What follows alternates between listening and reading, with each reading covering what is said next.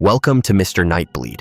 Tonight, in 5 creepiest graves ever discovered across the US, Volume 12, we return to the quiet edges of the world, where the hum of the living fades, and only the wind moves through the graves. These are the stories buried in stone and soil, tombs that whisper, monuments that bleed history, and resting places that refuse to rest. Every account you're about to hear is real, taken from those who've stood before these graves and felt the chill of something watching from below. My goal this month is to reach 4,000 subscribers. Almost 90% of viewers wander in, listen, and vanish into the dark without subscribing. Don't be one of them. Join the darkness. Subscribe now. Before we begin, tell me in the comments where you're watching from and what hour of the night it is for you. And if there's a grave or cemetery in your town that truly unsettles you, type its name below. Because when the world sleeps and the soil settles, some things beneath it do not rest. Kill the lights, silence the world. Take a slow breath and let us begin. My name's Aaron Blake. I'm from a little place outside Red Hollow, Ohio, that people only know because of the old highway sign and the cemetery past the last cornfield.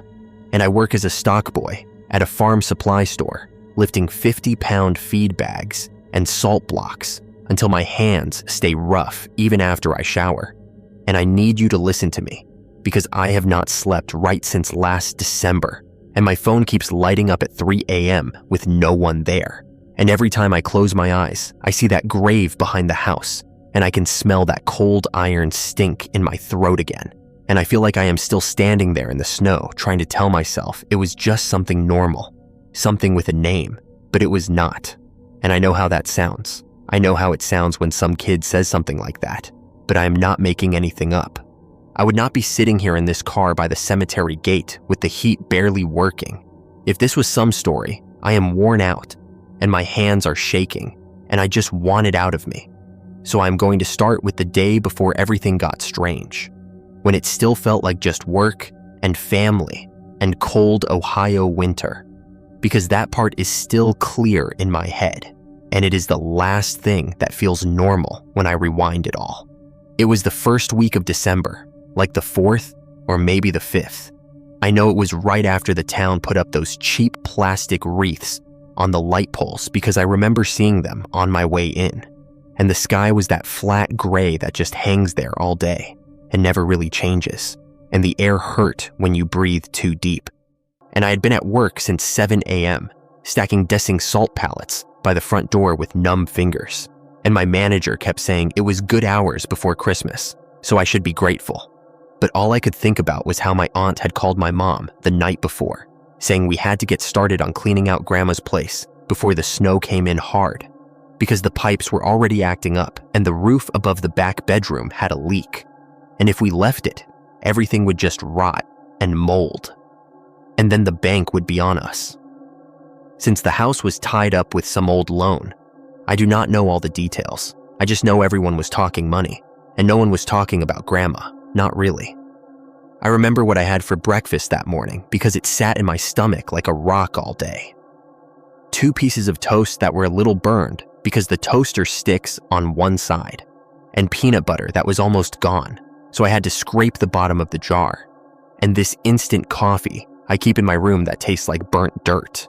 And I ate it standing up while I tried to find my work gloves, and my mom yelled from the hallway asking if I was going to go out to the house after my shift, or if I was going to pretend I did not hear about it. And I said I would go.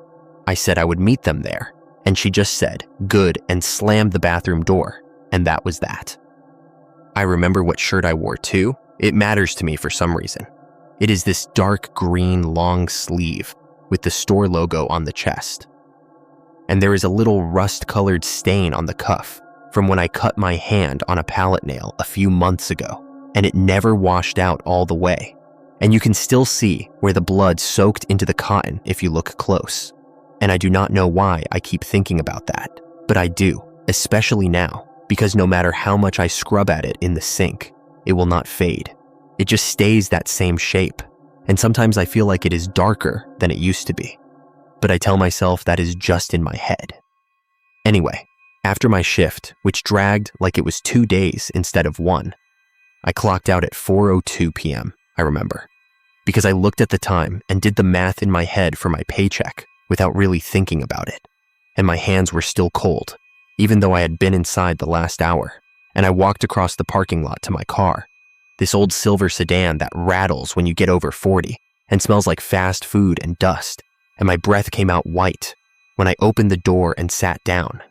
And for a second, I thought about just going home and saying I forgot. But my phone buzzed, and it was a text from my aunt asking how far out I was. And I just typed, "on my way," and started the engine. And that is how I ended up back at that house after dark with the cemetery behind it. The house had belonged to my grandmother's family forever. That is how it felt anyway. Everybody called it the Blake place, even when Grandma married and changed her last name for a while. And it sits on this little strip of land off a county road that hardly anyone uses since they built the new bypass. And behind the house is a field that used to be corn. And then past that, between some skinny trees, is the family burial plot. Just a handful of old stones behind a sagging wire fence, not part of the big town cemetery down the road. This was just ours, if that makes sense. Just the Blakes and some names I never heard of. And when I was little, they told me not to play back there because the fence was rusty and there were groundhog holes. But of course I did sometimes, until I saw a rabbit dead on one of the graves. And it looked wrong to me. Not bloody or anything. Just wrong, like it was not supposed to be there. And I stopped going after that. By the time I pulled up that day, it was already getting dark in that way where it is not night, but the light has this purple tint, and everything in the distance looks like a shadow. And the air felt heavier out there than it had in town. Like it was thicker around the house. And I told myself that was just because the wind always dies down between the trees. My mom's car was already there, and my uncle's truck, and I parked behind them and sat with my hands on the steering wheel for a minute, watching my own breath fog the inside of the windshield, trying not to look past the barn because I knew if I did, I would see those stones back there, pale against the dark ground. My aunt stepped out onto the porch before I even killed the engine, wrapped in a big brown coat with her hair pulled under a knit hat, and she waved in that sharp way she has, like she is mad even when she is not, and I could see yellow light from the kitchen behind her, and for a second, it almost looked normal. Like when Grandma would stand there with a dish towel in her hand and yell at me to wipe my feet before coming in. But then I remembered she was gone, and that made my chest feel tight all over again. Inside the house, it smelled like dust and old wood, and underneath that, something damp, like when a basement has flooded and nobody opened the windows afterward. And my mom was in the living room, sorting through a box of photo albums, and my uncle was fiddling with the thermostat, saying the furnace was making a noise it never used to make, and they all talked about pipes and insurance and what to do with the furniture. And they gave me the job nobody else wanted, which was to go out back and check the old shed for anything worth keeping, see if the lawn equipment still worked, see if there were tools that could be sold, that kind of thing. I tried to argue for a second, said I could help with the boxes instead, but my uncle just said I was the one still young enough to walk in the cold without complaining. And then he clapped me on the shoulder and handed me a flashlight from the hook by the back door. And that was that. So I put on my coat and my hat and the cheap work gloves I keep in my pocket, and I stepped out the back door onto the little concrete stoop. And the cold hit me in the face so hard my eyes watered. And the sky was darker now, more blue than gray. And the first little bits of snow were starting to fall. Just a few flakes, twirling in the light from the porch, and I could see my breath in front of me like smoke. The shed is out past the barn, closer to the back of the property, and the ground between the house and the shed is uneven, with patches of dead grass and hard dirt and old tire ruts, and my boots crunched on the thin skin of ice over puddles and the flashlight beam bounced ahead of me. And I kept telling myself I would just go in, check, come back, no big deal. The thing is, from that path, if you keep walking instead of turning at the shed, you end up right at the family plots, because the land slopes down and the trees thin out, and past them, you can see the leaning stones and the wire fence. And I was trying not to look that way. I really was. But you know how it is when you tell yourself not to look at something. Your eyes go there anyway. So as I walked toward the shed, just as I passed the corner of the barn, I let my eyes slide to the right, past the sagging fence line. And that is when I saw it for the first time. Only I did not understand what I was seeing then, and I told myself a regular explanation. And for about an hour, I believed it. There is this one grave back there that I always noticed more than the others. It is not the oldest one or the biggest one. It just sits a little off from the rest, closer to the trees, and the stone has a crack running down through the nameplate, like a line through a word in a notebook. And even when I was little, I hated walking near that one. I do not know why, I just did. And that evening, when I glanced over, my flashlight beam caught that stone, and I saw dark, wet streaks running down from the base over the frozen grass, like something had spilled, and at first I thought it was just meltwater, like maybe the ground was soft there, and it had bubbled up. But then I realized the air had been below freezing all day, and the ground around it looked hard and pale except for that one patch. And there was steam coming off it, just a little, like when you open a dishwasher, and the snowflakes that were landing on the wet part were disappearing, not melting into droplets and then freezing, just vanishing.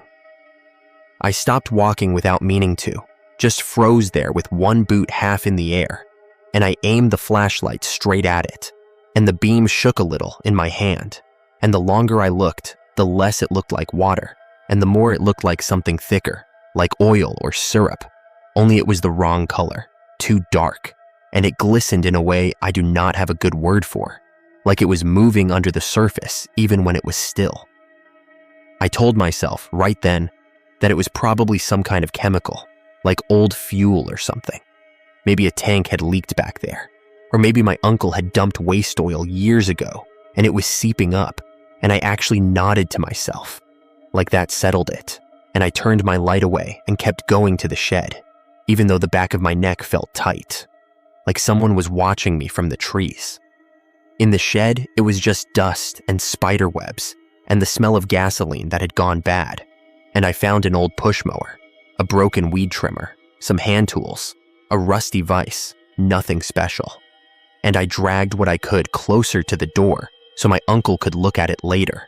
And the whole time, even though the flashlight was propped on a shelf pointing at the floor, I kept imagining that if I turned it a little to the left, I would see that wet patch creeping closer, which is a stupid thought because the ground does not move like that. But that is what my brain was doing. I do not know how long I was in there. Maybe 40 minutes, maybe less. Time gets weird when you are cold and your fingers hurt.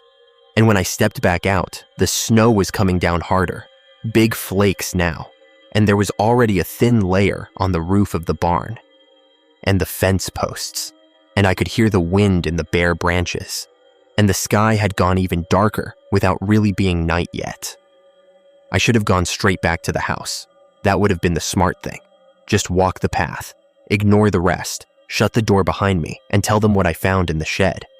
But as I passed that point again, where you can see the graveyard clearly between the trees, something in me needed to check. Like if I looked and it was gone, I could laugh at myself later and blame it on being tired. So I stopped and turned and walked a little off the path toward the fence, crunching through grass that was half frozen and half slush now. And when I got close enough to see over the low wire, I planted my boots and raised the flashlight and aimed it straight at that stone. The dark wet was still there, only now there was more of it. A wide stain around the base of the grave, soaking into the ground, and the snow on either side was piling up. But the snow over that patch kept vanishing, and I swear to God, it looked like the ground itself was breathing, the way the surface shimmered in the cold, like it was pushing up from underneath in slow pulses. And the smell hit me then. The kind of smell you never forget, even if you want to. Not rot, not sewage. Something metallic and hot in the middle of all that cold air. Like when you cut your finger deep and put it under hot water, and the steam gets in your nose, only stronger. And for a second, I had to swallow hard not to gag, and my eyes watered, and not from the wind. I stood there way too long, just watching that stain. And I did not realize how quiet it had gotten until my own breathing sounded loud in my ears. There is usually road noise out there, even faint, from the highway a couple miles off, trucks going by. But right then, I could not hear anything but the wind far off, and this tiny wet sound near my boots, like slow dripping. And I felt this stupid, crazy thought slide into my head that if I stepped over the fence and got closer, I would hear something under the ground, like a heartbeat. And my body actually leaned forward a little before something in me snapped, and I forced myself to step back toward the barn, muttering that it was just some kind of leak, that I should tell my uncle, that it could be a busted septic or something. Anything. Back inside the house, everything felt too bright and too loud, and my aunt was in the kitchen banging cabinet doors, looking for a baking dish she thought Grandma had. And my mom was arguing with my uncle about whether to keep the old couch, and when they saw me covered in snow, they asked if the shed had anything worth saving. And I said some stuff, and I almost mentioned the grave, I really did. But the words stuck, and I told myself again that it was nothing, and I just said I would go down to the basement next, help with some boxes, and that is what I did until about 7, when they decided to call it a night. Now here is where it starts to bend, so stay with me. As we were getting ready to leave, my aunt realized she could not find the box, where she had put Grandma's important papers. The ones about the house, wills and deeds and all that, and she got this tight look on her face and said we could not just leave without them.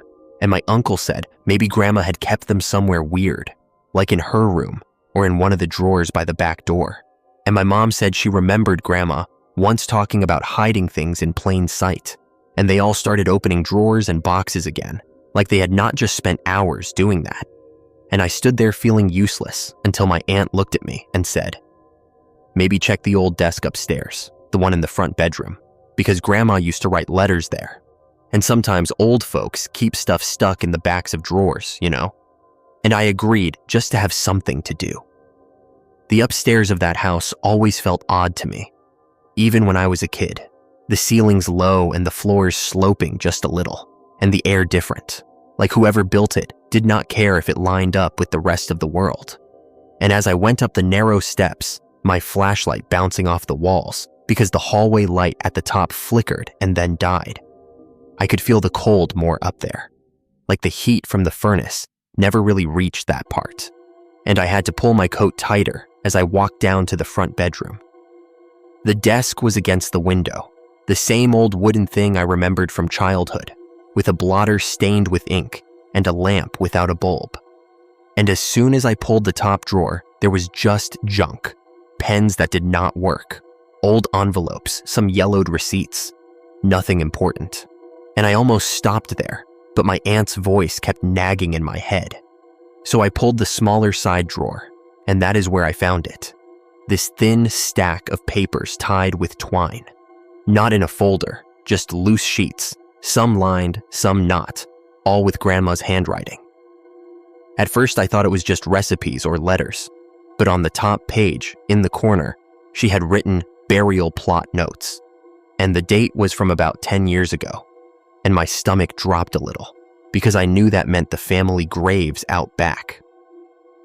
I should have taken it straight downstairs, I know that now, but something about seeing those words made me sit down on the edge of the bed and flip through them, telling myself I was just checking if it was what my aunt wanted, and the light from the street lamp outside the window came through the thin curtain enough that I could read without the flashlight. The pages were just her neat, shaky handwriting, listing names and dates, who was buried where, little notes about great uncles and cousins I never met. And then, halfway through the stack, there was a page that did not look like the others. The lines were darker, her writing more jagged, like she had been upset, and there was no heading, just a date from a December 5 years before. And then this one sentence she had written 3 times down the page, like she was trying to get it right or trying to make herself believe it. He would not stay cold. That is what it said, over and over. No name, no explanation, just that. Under the 3rd line, she had written something else, smaller, like she did not want anyone to see it. Ground wet in winter, stains will not wash. I do not stand near him after dark. I felt my mouth go dry reading that, and I thought right away of that grave with the crack and the stain and the smell, and in my head I could see the wet patch in the snow. Even though I was upstairs, and I swear the room felt colder all of a sudden, I flipped the pages looking for more, thinking maybe she had written which grave she meant, but there was nothing. Just more lists, and I heard my mom call up the stairs asking if I had found anything, and my first instinct was to hide that page, fold it, and put it in my pocket. But my hands were shaking, and I just stacked the papers back together and carried them down. I did not mention what I had read. I just handed the bundle to my aunt and said it might be the deed stuff, and she nodded and put them in a box, and everybody acted relieved. And then we all got our coats on and went out into the cold. And I tried so hard not to look past the barn, not even once, but as I got into my car, I saw, in my side mirror, the faint outline of the graveyard between the trees, and I swear I could still see steam rising in the dark, even though it was snowing harder now and everything else was covered. That night, I went home, took a long hot shower, and I thought maybe that would be the end of it. You know, just a weird thing my brain would file under strange but explainable. And I even told myself if I went back in daylight, it would look normal. But that is not how it went. The next morning, my uncle texted the family group chat that the water line to the house had finally given out, and he needed help shutting it off and maybe digging where the pipe came in, because there was some flooding near the back. And my mom had work, and my aunt said her back was killing her, so it fell to me again to go out there and be the one to tromp around in the cold. I did not want to, but it was not like I could say no without admitting I was scared of a patch of ground. When I drove out there the second day, it was earlier, late morning, and the sun was this pale white disk behind more clouds, and the snow from the night before had left a few inches on the ground, enough to crunch under my boots, and I could see rabbit tracks and maybe a fox along the ditch, but none of them went anywhere near the back of the property, which I only noticed later when I thought about it. My uncle was already at the house when I pulled in, standing by the side of the foundation with his hands on his hips, staring at the ground near the pipe entry. And he said he thought the leak might be near there because the soil was softer. And he handed me a shovel and said we should at least try to dig down a bit, see if it was something simple before calling a plumber. For a while, that is all I focused on, just the work, driving the shovel into the cold ground, feeling my shoulders burn under my coat, listening to my uncle talk about how the house should have been updated years ago, how grandma never let anyone fix anything properly, how everything always had to be done her way. At some point, he told me to take a break and go around back to see if any water was pooling near the old well, and I knew exactly what that meant. It meant walking out there again, but I did not argue. I just nodded and stepped away, my breath coming out in quick clouds. As I walked past the barn this time, I noticed something I had not the night before.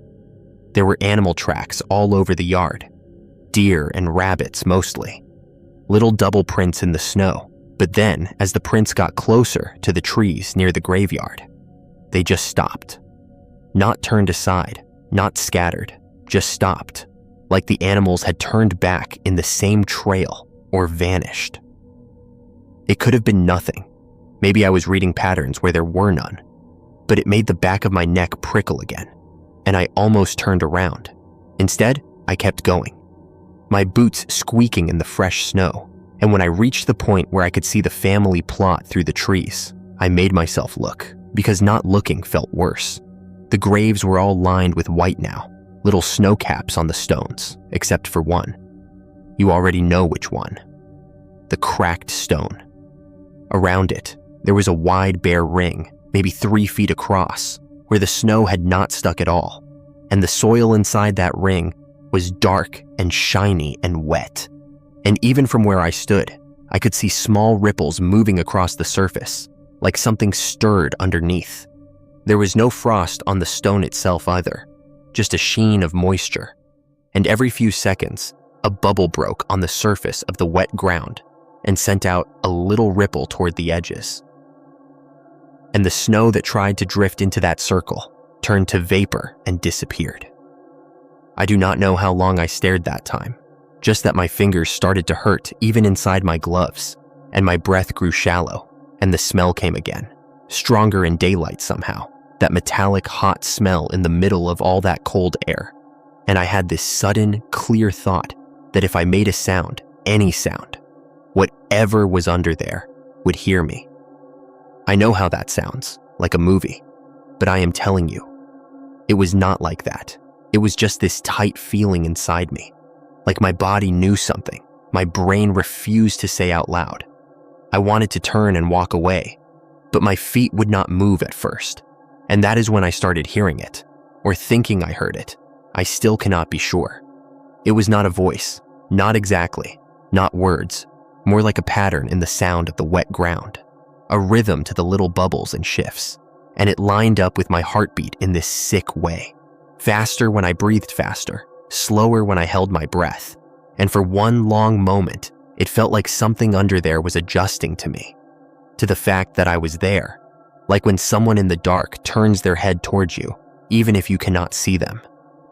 I whispered, "No," without meaning to, just that one word, and the sound of it in the cold air made my skin crawl, and the rhythm of the wet ground paused, just for a second, and then resumed, not quite the same. I backed away then, finally, almost tripping over a root, and I forced myself to walk, not run, back toward the house, telling myself over and over that it was just a leak, just a spring, just something natural, even while the smell clung to the inside of my nose. When I told my uncle there was no water pooling near the old well and that everything looked frozen solid, I did not mention the grave, and he just grunted and went back to digging, and we spent another hour out there before giving up and calling a plumber, and I went home again, and that should have been the end, but it kept pulling at me. That night, the first dream came. I do not want to get into every detail, just know that in the dream I was standing in the family plot. Only there were no stones, just flat ground, and the snow was falling harder than I have ever seen, and every flake that hit the ground near my boots turned into a red smear and slid toward a hole that I could not see.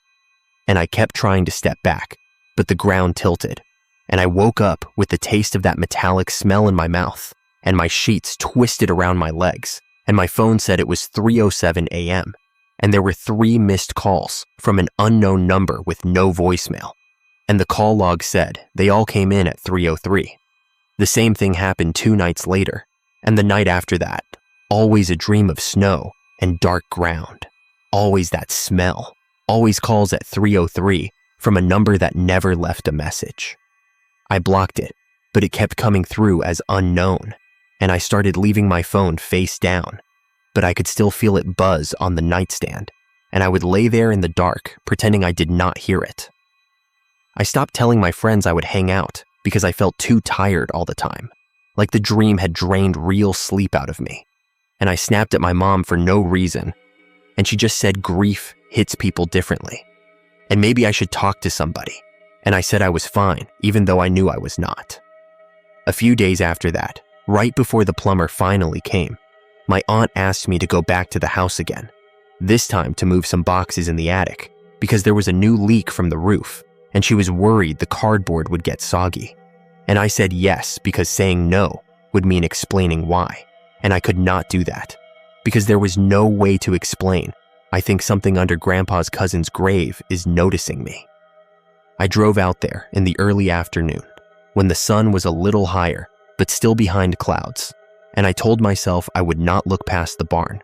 I would go straight from the driveway to the front door and not even glance toward the back. And I almost made it too.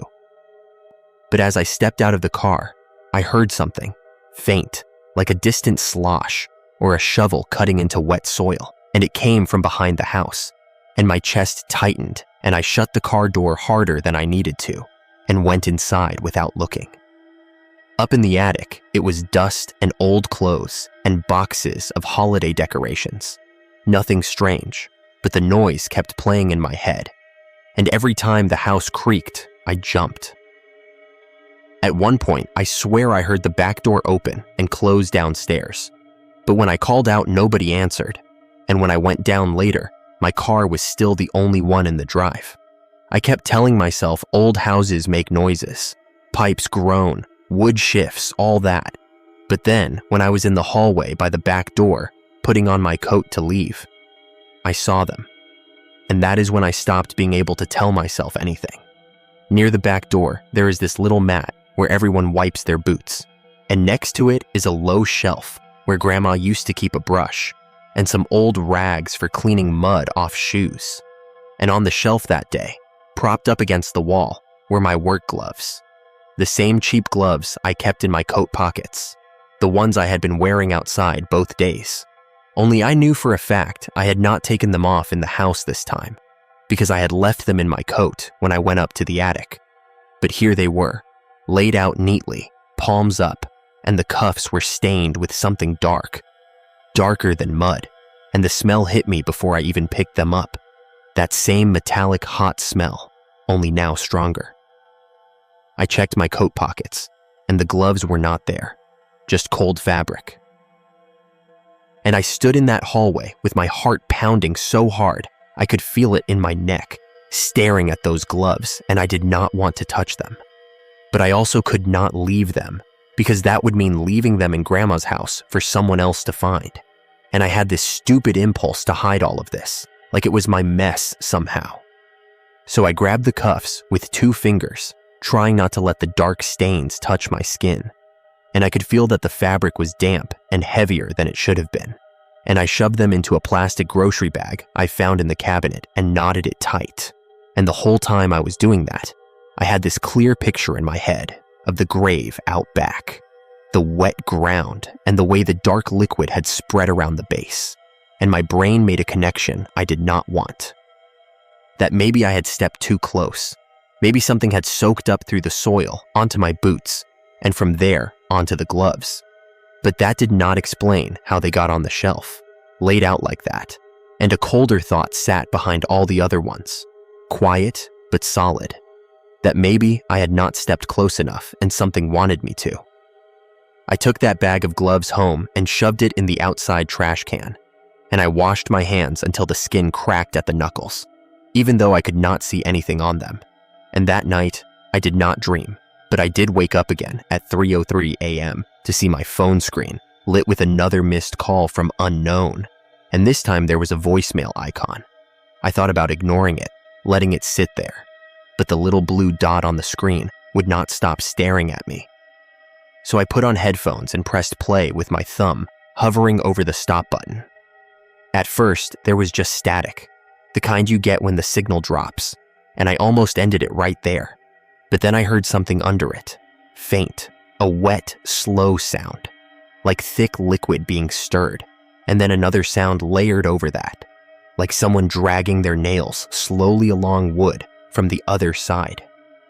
And then, very far away and muffled, I heard my own name, not shouted, not whispered, just spoken in a flat, careful tone. Aaron. My whole body went rigid. It sounded like my grandmother, but not exactly, like someone using her voice from a distance. And I yanked the headphones off and threw the phone across the bed, and it hit the wall and fell on the floor. And I sat there breathing hard, staring at it, waiting for it to light up again. It did not that night, but my heart would not slow down. And every time my eyes started to close, I would hear that voice again in my head, that flat tone, saying my name over that wet sound. The next day, I took my phone to the store and told them it had some glitch and I wanted a new number, and they set it up. And I thought that would be enough, but the first night with the new number, at 3:03, the screen lit up with unknown, and I turned it off and put it in a drawer and sat there in the dark, listening to the silence, waiting to hear a ring that would not come because the phone was off. But somehow I knew whoever or whatever was making those calls did not care about numbers. I wish I could say it stopped when we finally sold the house. We did about a month later, after the plumber fixed the line and some guy from out of town decided he wanted a rural getaway and bought it cheap. My mom cried when we signed the papers. My aunt looked relieved. My uncle just said it was about time, and nobody mentioned the family plot behind the house because nobody ever does, not in the official stuff. The new owner said something about liking the idea of old family history on the property, and my stomach twisted. But I did not say anything, because what was I supposed to say? Do not walk past the cracked stone. Do not go out there in winter. Do not stand near him after dark. The last time I was on the property was the day we finished moving the last of the furniture out. It was late afternoon, the light already going thin, and the snow that had fallen earlier was crusted with ice. My mom and aunt were in the car with the engine running, waiting on me and my uncle to lock up. He went back inside one last time to check the basement, and I found myself standing alone by the back door, my hand on the key in the lock, and I could see my breath puff in front of me, and for some reason, I could not make myself turn it. Instead, I stepped off the stoop and walked past the barn, my boots crunching on the icy ground, my body moving like it knew where it was going without me deciding. I told myself I was just saying goodbye, that I would stand at the fence, look once, and then walk away for good, and that if I did that, maybe the calls would stop, maybe the dreams would fade. When I reached the tree line, I saw something new. There were tracks in the snow leading toward the family plot, human footprints, not mine, too big, with a tread pattern I did not recognize, like heavy boots, and they went right up to the wire fence, then over it, and then around that cracked stone in a slow circle, and then back out the way they came. I followed them with my eyes, my heart hammering, and when my gaze reached the stone, my breath caught. The ring around it was larger now, maybe 5 feet across, bare ground in a world of white, and the dark wet surface inside it was still, but only in the way a held breath is still, and the stone itself had something new on it. The crack was the same, the top was the same, but where the name had always been worn and hard to read, now the letters were clean, sharper somehow, like someone had traced them recently. Only it was not an old family name I did not recognize anymore. It was mine. Aaron Blake, chiseled into the stone, clean and straight, and below that, a birth year that was mine, and a dash, and then a blank. I stared at that stone so hard my eyes hurt, waiting for the letters to blur back into the old name I remembered, waiting for my brain to admit it was a trick of the light, a layer of snow, anything. But the more I stared, the clearer it got, like the air around it was warmer and there was no frost to hide the lines. I blinked, rubbed my eyes, looked again, and it was still there, my name on a grave that was not mine, the ground at its base wet and dark and waiting. My knees went weak, and I grabbed the fence with one hand to steady myself, and the wire bit into my glove, and the smell hit me again, stronger than ever, and it felt like the air around that circle was thicker, like if I stepped over it, I would not be able to pull my legs back out. I did not hear any words that time, no voice, but I felt something, like attention, like being seen from under the ground, and it was the worst feeling I have ever had in my life. Worse than hearing about Grandma dying, worse than anything. It was not hate or anger. It was something else. This heavy, patient interest, like whatever was down there had all the time in the world, and now it had found a new way to make sure it would not be forgotten. I do not know how long I stood there, gripping that fence, but my uncle's shout from the back porch snapped me out of it. He yelled my name, asking what I was doing, said we were late, and I tore my eyes away from the stone and turned back toward the house. And when I looked back once more, just before the barn blocked my view, the letters on the stone were faded again, worn and shallow. And the name did not look like mine anymore, just an old family name I could not quite make out. The ring of bare ground was still there though, and the dark wetness, and I did not need to see more. I locked the back door with hands that felt like they were not mine, and I did not look out the kitchen window, and I walked to the car and got in and stared straight ahead while my mom and aunt talked about dinner plans. And when we pulled away from the house, I watched it shrink in the rearview mirror and told myself I would never go back. That should be the end, right? The part where I say it was all stress and grief and bad sleep, and that once the house was sold, everything went back to normal. But I am sitting here in my car by the cemetery gate miles from that property, and my phone is in the cup holder with the screen face down, and I can feel that it has been buzzing every night at 3:03, even when it is on silent, even when I buy a new one, even when I turn it off.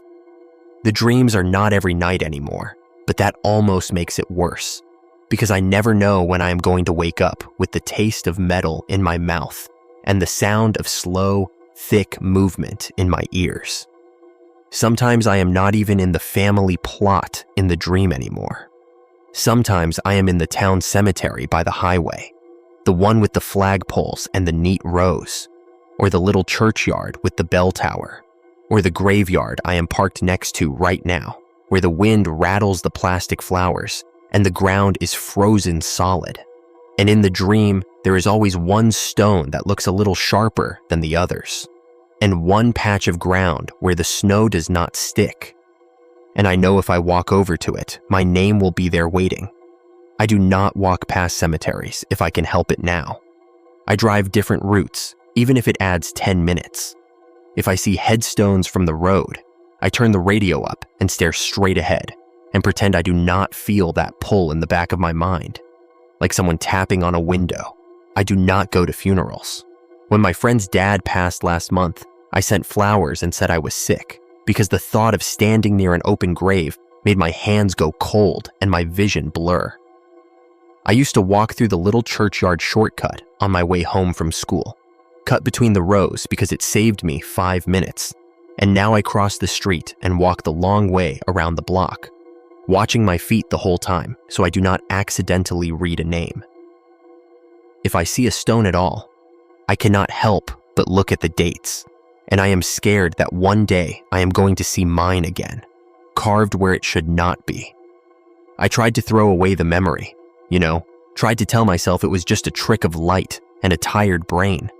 But every winter when the first snow comes, I find myself thinking about that ring of bare ground, about the way the snow vanished when it touched it, about Grandma's handwriting on that page saying he would not stay cold. I looked for those papers again once, a few weeks after we moved everything out. Thought maybe if I read them in full, they would make it make sense. But my aunt said she cannot find that stack anymore, says she must have misplaced it. And she looked right at me and said, maybe she imagined it, which I know is not true because I held them in my hands. I think about that sometimes, about something in that house wanting those words gone, wanting the record changed so it could write a new name in the only place that mattered. I do not know what is under that grave, not really. I do not think it is a story like people tell about some man who made a deal or some curse on the land. I think it is simpler and worse.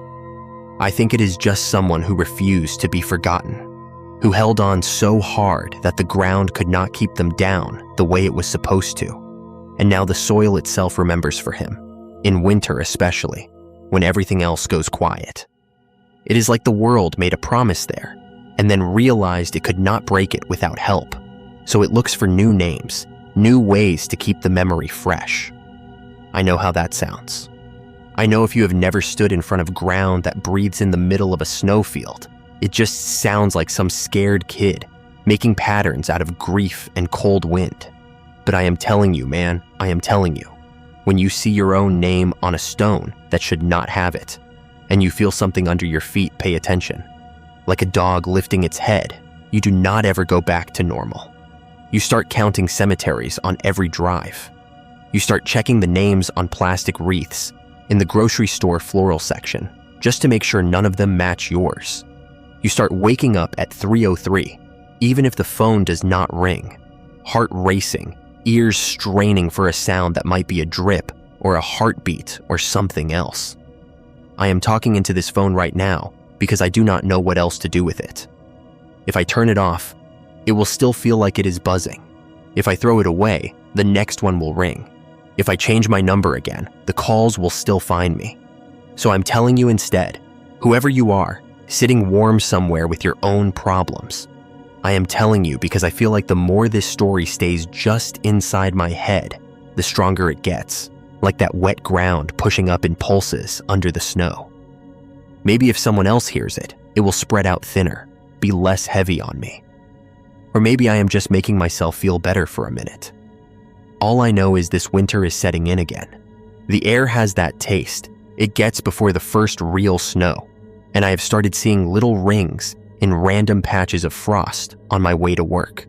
Bare spots where the grass shows through in a perfect circle, and I walk around them without thinking, my chest tight.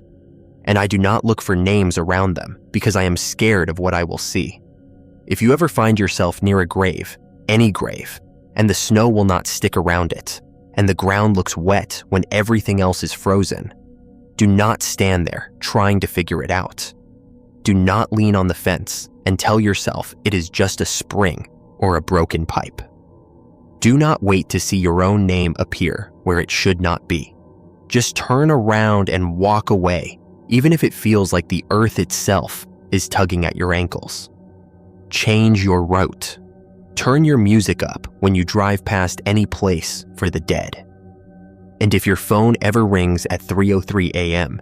and no one is there when you answer, and later when you play the voicemail, you hear something slow and thick under the static and a voice that sounds almost like somebody you loved saying your name in a careful, flat tone, then you will understand why I cannot sleep. Why I am parked out here by a cemetery gate in a car that needs a new battery, watching my own breath fog the windshield while I talk to a cracked phone screen like it is the only thing listening. I am not asking you to believe me. Not really. I know how this sounds. But if, next time it snows, you see a small grave at the edge of a yard, or behind a house, or past a fence, and there is a bare ring around it where the white will not stay, I hope you remember this and keep walking, because I did not. And now winter feels less like a season and more like a reminder, every year, that somewhere out past the last cornfield near Red Hollow, Ohio, there is a grave that bleeds in winter and a patch of earth that will not stay cold, and my name has already been there once. My name's Linda Carver. I'm from a place called Milner outside Augusta, in Maine, where the road thins out before the woods start, and I worked 38 years as a nurse on the medical floor at St. Mary's Hospital before they finally told me to go home and stay home. And I am sitting in my car right now with the engine off and the dash light barely on, parked just outside the old cemetery, and my hands will not stop shaking. So I'm just going to keep talking until I get it all out. Because if I stop, I am going to start watching the fence instead of the road, and I cannot do that again. I woke up that first day before any of this started at 5:30 in the morning because my knees were aching. Not from work this time, but from the cold that settles in the trailer when the propane kicks low overnight. And I remember because the clock on the nightstand said 5:32 in those red numbers that glow, even when the power flickers. I made instant coffee in the chipped white mug with the faded apple on it, the same one I have had since my first apartment. And I tore open one of those little oatmeal packets with the fake maple flavor and poured it into a plastic bowl that still had a tiny scratch of sauce on the side from the night before because I had been too tired to scrub it all the way. I had on my gray sweater with the missing button near the bottom, the one my sister Jill used to make fun of, and an old pair of jeans that were starting to wear thin at the knees. It was the 3rd anniversary of the day we put her in the ground, and I had told myself I was going to go up to Orchard Hill Cemetery before lunch to sit by her stone for a bit. Nothing big, just the way people say they will drop by a neighbor's house on the way back from the store. I checked my phone at 7:08 because the bank sends those text alerts in the morning, and I remember thinking the number looked smaller than it should, and then I told myself not to look at it again. Orchard Hill is not big. It is up past the last gas station, where the road bends and the trees crowd in close.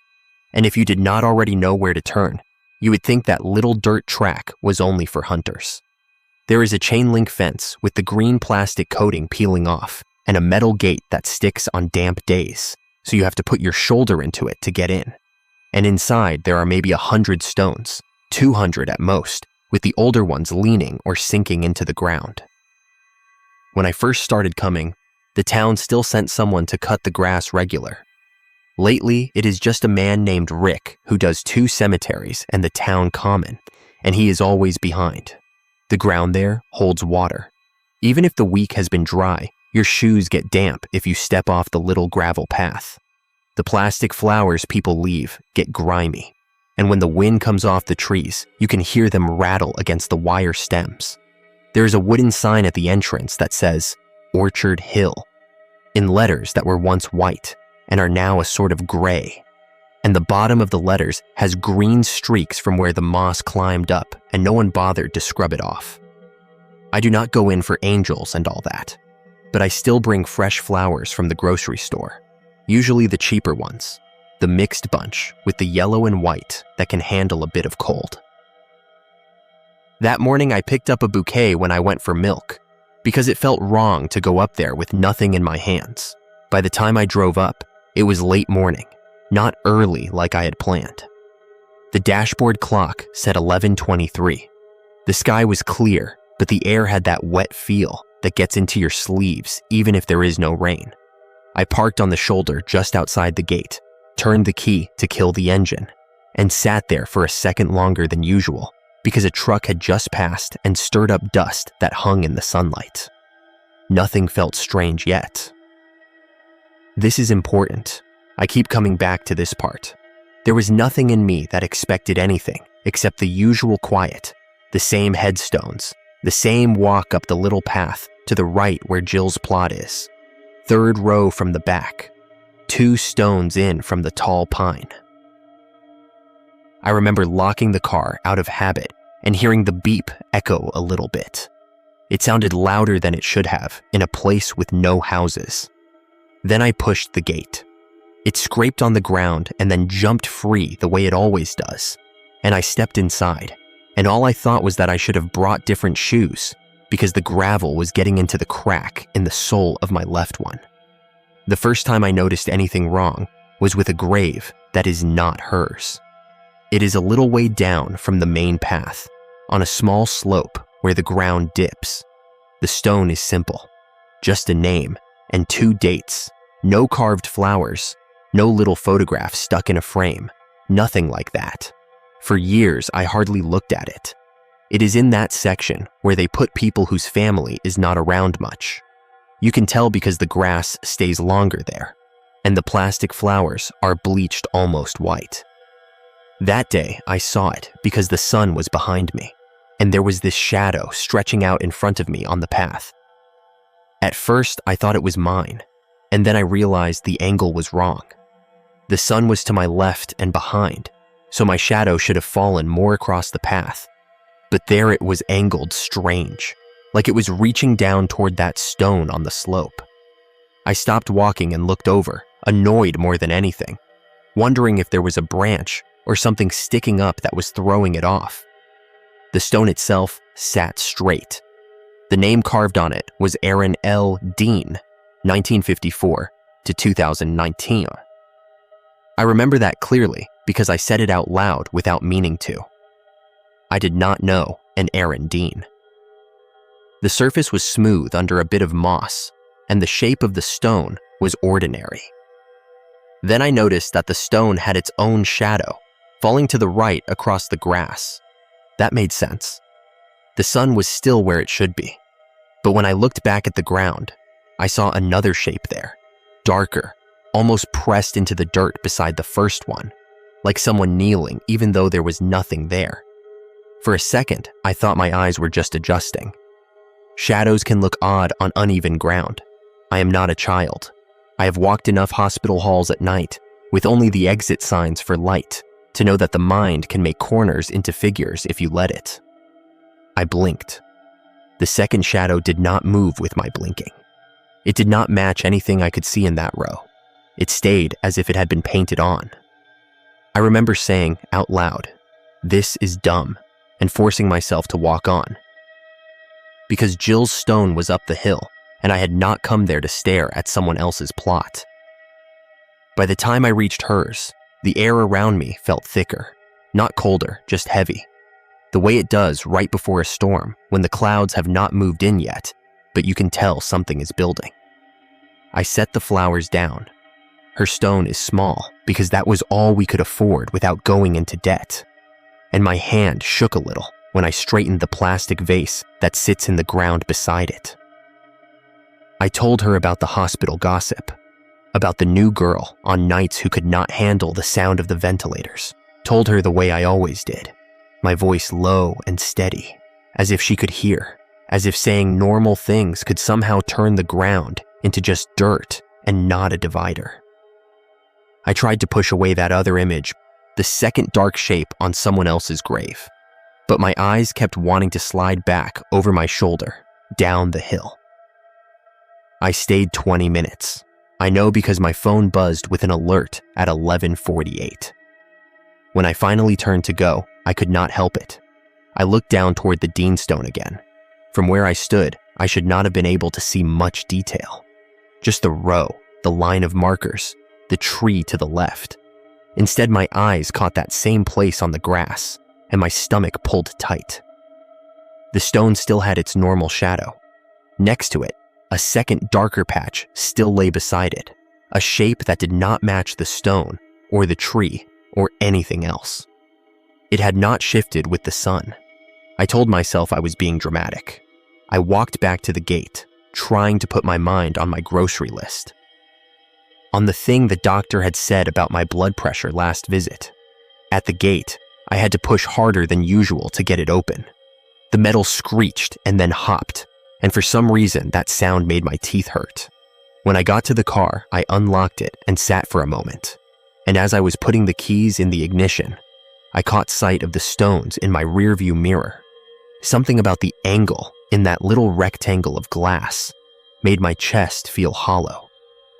I turned the mirror up so I could not see behind me and started the car.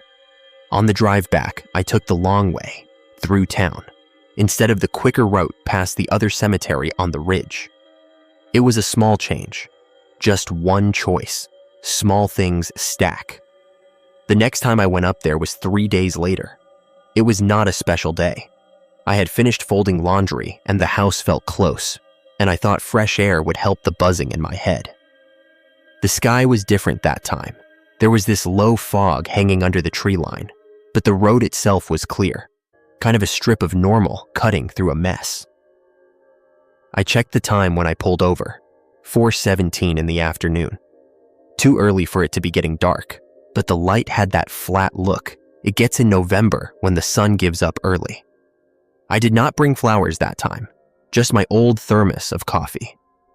I told myself I would drink it there and talk to Jill and head back before it got dim. When I opened the gate, the air on the other side felt colder. Not winter cold, just off. I took 2 steps and heard the gravel crunch under my shoes. That hard little sound that always echoes between the stones. Then, underneath it, I heard something else. A softer sound behind me. Just outside the fence, as if someone had matched my step half a beat late. I turned quick, heart jumping. No one was there. The road was empty. The trees stood still. I shrugged it off. Old ears, I told myself. Sounds bounce. I walked straight to Jill's stone, trying not to let my eyes wander, but by the time I got close, I was already angling my head to see down the slope. The Deanstone sat where it always did. The effort it took not to look at the ground in front of it felt bigger than it should have. I set the thermos down and started talking about nothing. About the neighbor's dog that would not stop barking. About the price of groceries. Then my phone buzzed in my pocket and I jumped so hard I nearly knocked the thermos over. It was just a notification from the weather app, but my nerves were already raw. I took a breath, said her name, and decided I was done. On the way back down the path, I slowed without meaning to, as I drew level with the Dean plot. The air got thicker again. I could hear a faint dripping sound somewhere, though I knew there was no water feature in that place, just ground that never quite dries. My eyes dropped to the stone. Aaron L. Dean, 1954, 2019. My brain registered that before anything else. Then, beside the stone, the shadow. Two of them. One normal, long and gray, stretching away from the stone toward the right. The other pressed in close, hunched, darker, like a patch of night someone had set down and forgotten to pick up. It was in the shape of a person kneeling, head bowed, hands on their thighs, but there was no one there to cast it. I do not know how long I stood there. My coffee went cold in my hand. I remember saying, "This is not funny," out loud. Funny to who, I do not know. The wind picked up, just a little, enough to stir the plastic flowers in a nearby vase. They rattled against each other. The regular shadow flickered a bit as the branches moved. The kneeling one did not shift at all. It stayed still, as if glued to the ground. I took one slow step closer, then another, because for all the years in the hospital, seeing people when they were at their worst, I had gathered this stubborn streak in me that hates to be pushed around by things I cannot name. I thought, maybe there is a depression in the ground. Maybe it is darker soil. Maybe something simple will show itself if I just stop behaving like a frightened child. When I got almost close enough to touch the stone, the air near my face felt thicker, warmer, even though the wind was blowing from behind me. That is when I heard it over the rattling flowers. A voice, not loud, not clear, more like breath shaping around words, right at the edge of hearing. It was coming from the ground at the base of the stone. It said my name, full, the way my sister used to say it when she wanted my attention. Linda. I froze. My first thought was that someone had come up behind me. I spun around so fast my knee twinged. No one, just rows of stones and the gate in the distance. I turned back. The second shadow was gone. Only the stone and its proper shade remained. I backed away, my heart in my throat, trying to think of any explanation that did not make me feel unmoored. Maybe it was the wind over the mouth of a little hollow, I told myself. Maybe someone on the road had called to someone else and the sound bounced. I left without visiting Jill again, walked straight out, pushed the gate, and did not look back. In the car, I set my hands on the wheel and found they were shaking so hard I could not fit the key into the ignition for a moment. I made myself start the engine and drive. I turned the radio up louder than I usually like. When I passed the other cemetery on the ridge, I stared straight ahead and gripped the wheel until my fingers hurt. You would think that would have been enough to keep me away, but habits dig in. The hospital had been my whole life. After I retired, there was a stretch of time where I did not know what to do with the hours. Visiting Jill became part of my routine. Skip it once, and you feel guilty. Skip it twice, and you feel like you are letting her die again. The third time I went up, it was early. I remember because there was frost on the grass near my trailer, and my breath showed in the air when I stepped outside. The dashboard said 8:02 when I pulled up by the gate. The sky was that hard, clear blue it gets when the cold sits heavy on the ground. The air at the cemetery felt still, almost held.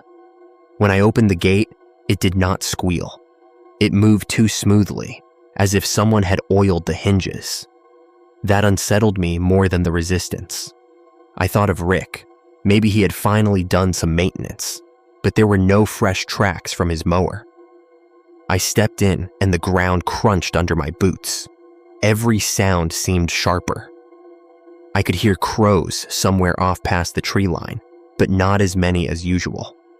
I should have gone straight to Jill.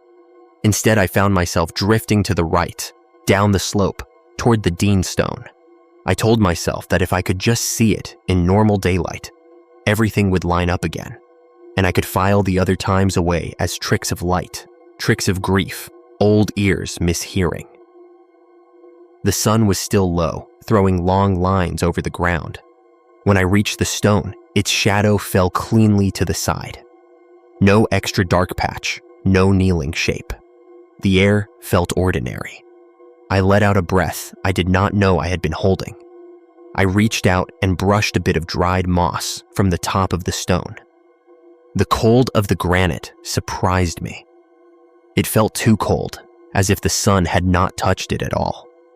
I tucked that thought away and walked up to Jill's row, telling myself I was being dramatic again. I spent longer there that morning, maybe 40 minutes. I told her about a dream I had had where we were kids again, sitting on the back steps at our parents' house, shelling peas. In the dream, she had turned to say something and no sound had come out, and I had woken up with my heart pounding. I did not tell her that part. I just said the bit about the peas. On the way out, something small and wrong happened. It was not shadows this time.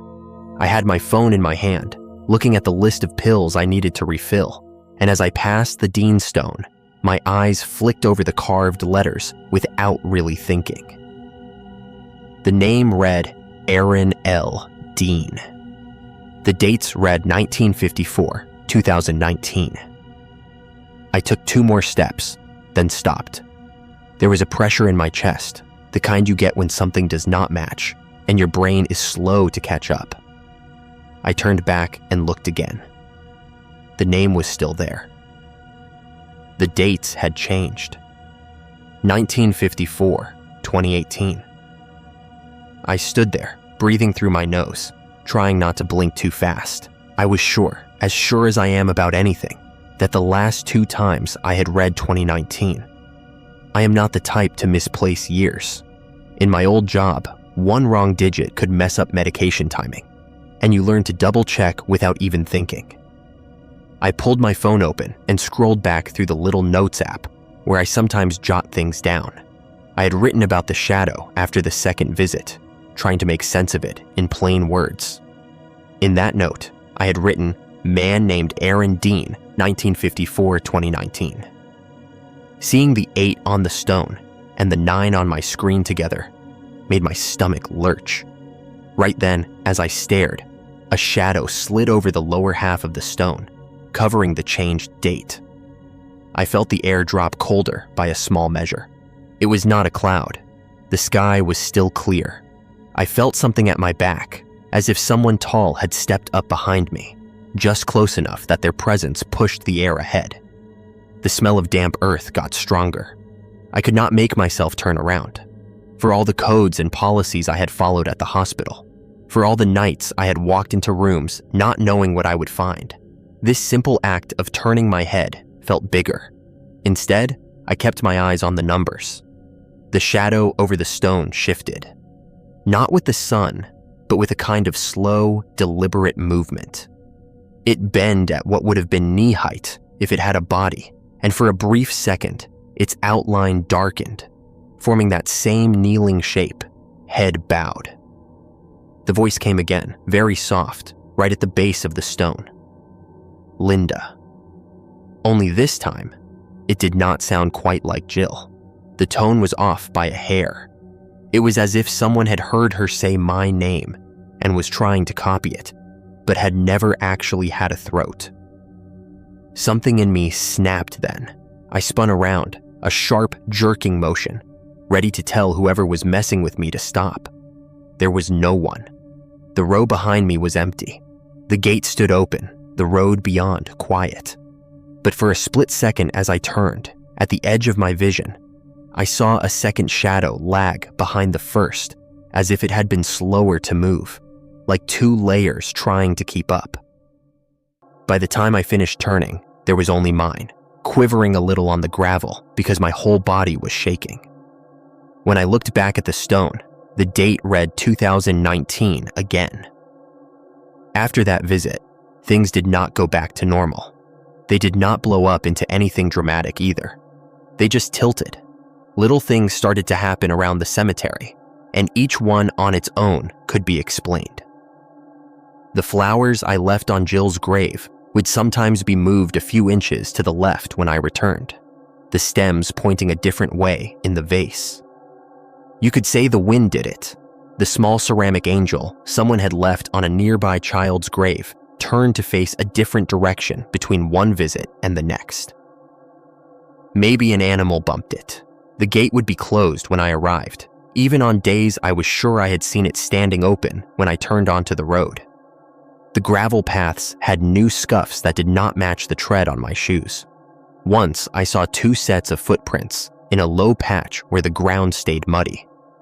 One set was mine. The other looked narrower, but deeper. As if someone with a lot of weight on small feet had walked beside me one step behind. I tried not to talk about it. People do not want to hear about strange things in the places they expect to be dull. When I did mention a little piece of it to Rick, the groundsman, he just shrugged and said, "Shadows do funny things up here. Trees play tricks." And then changed the subject to his mower. When I told my neighbor, she said, "You've been up there too much, Linda. You need to find a hobby that is not death." Maybe she was right, but the pressure to go back did not leave. It got worse, in fact, especially at night. I would be sitting in my living room with the TV on low, not really watching, just letting the noise keep the house from feeling hollow, and my mind would drift back to that stone, the name, the dates, the way the second shadow had held itself. I would hear my sister's voice in every little creak of the trailer, in the heater coming on, saying my name in that not quite right tone. The day it broke open was not an anniversary or a holiday. It was a Tuesday, late in the year, when the ground had gone past soft and into that point where the top is stiff with frost and the earth underneath is still wet. I remember because I had gone to my doctor's appointment in the morning and come back with a new pill for my pressure, and it made my mouth taste like metal. I lay down in the afternoon to try to sleep off the headache it gave me, but I kept drifting in and out of dreams where I was back on the hospital floor. Only every room I walked into was empty, just beds and machines and no patients, and my footsteps echoed too loud. I woke with my heart racing and checked the clock. 2:41. The light coming through the blinds had that dull gray tone of a sky that cannot decide whether to snow. I could not shake the feeling that I needed to go up there. Not in a sentimental way, in the way you get a feeling that you left the stove on. I argued with myself out loud, told myself I could go tomorrow, that nothing up there was going anywhere. The feeling did not ease. My hands were already pulling on my boots as I talked. The drive up felt wrong from the beginning. The road looked different, though I know that sounds strange. The trees seemed closer to the pavement, their branches lower, as if they had grown overnight. The sky pressed down. When I reached the little dirt turnoff, I almost drove past it. For a second, my eyes slid right over the opening. Only when I checked the rearview mirror and saw the gap flash by did my brain catch up. I reversed too fast, tires crunching in the gravel, and turned in. The gate stood wide open, swinging a little on its hinges, though there was no wind. Something in my chest tightened. I pulled up in my usual spot, turned off the engine, and listened. No cars, no birds, no far-off chainsaw from someone cutting wood.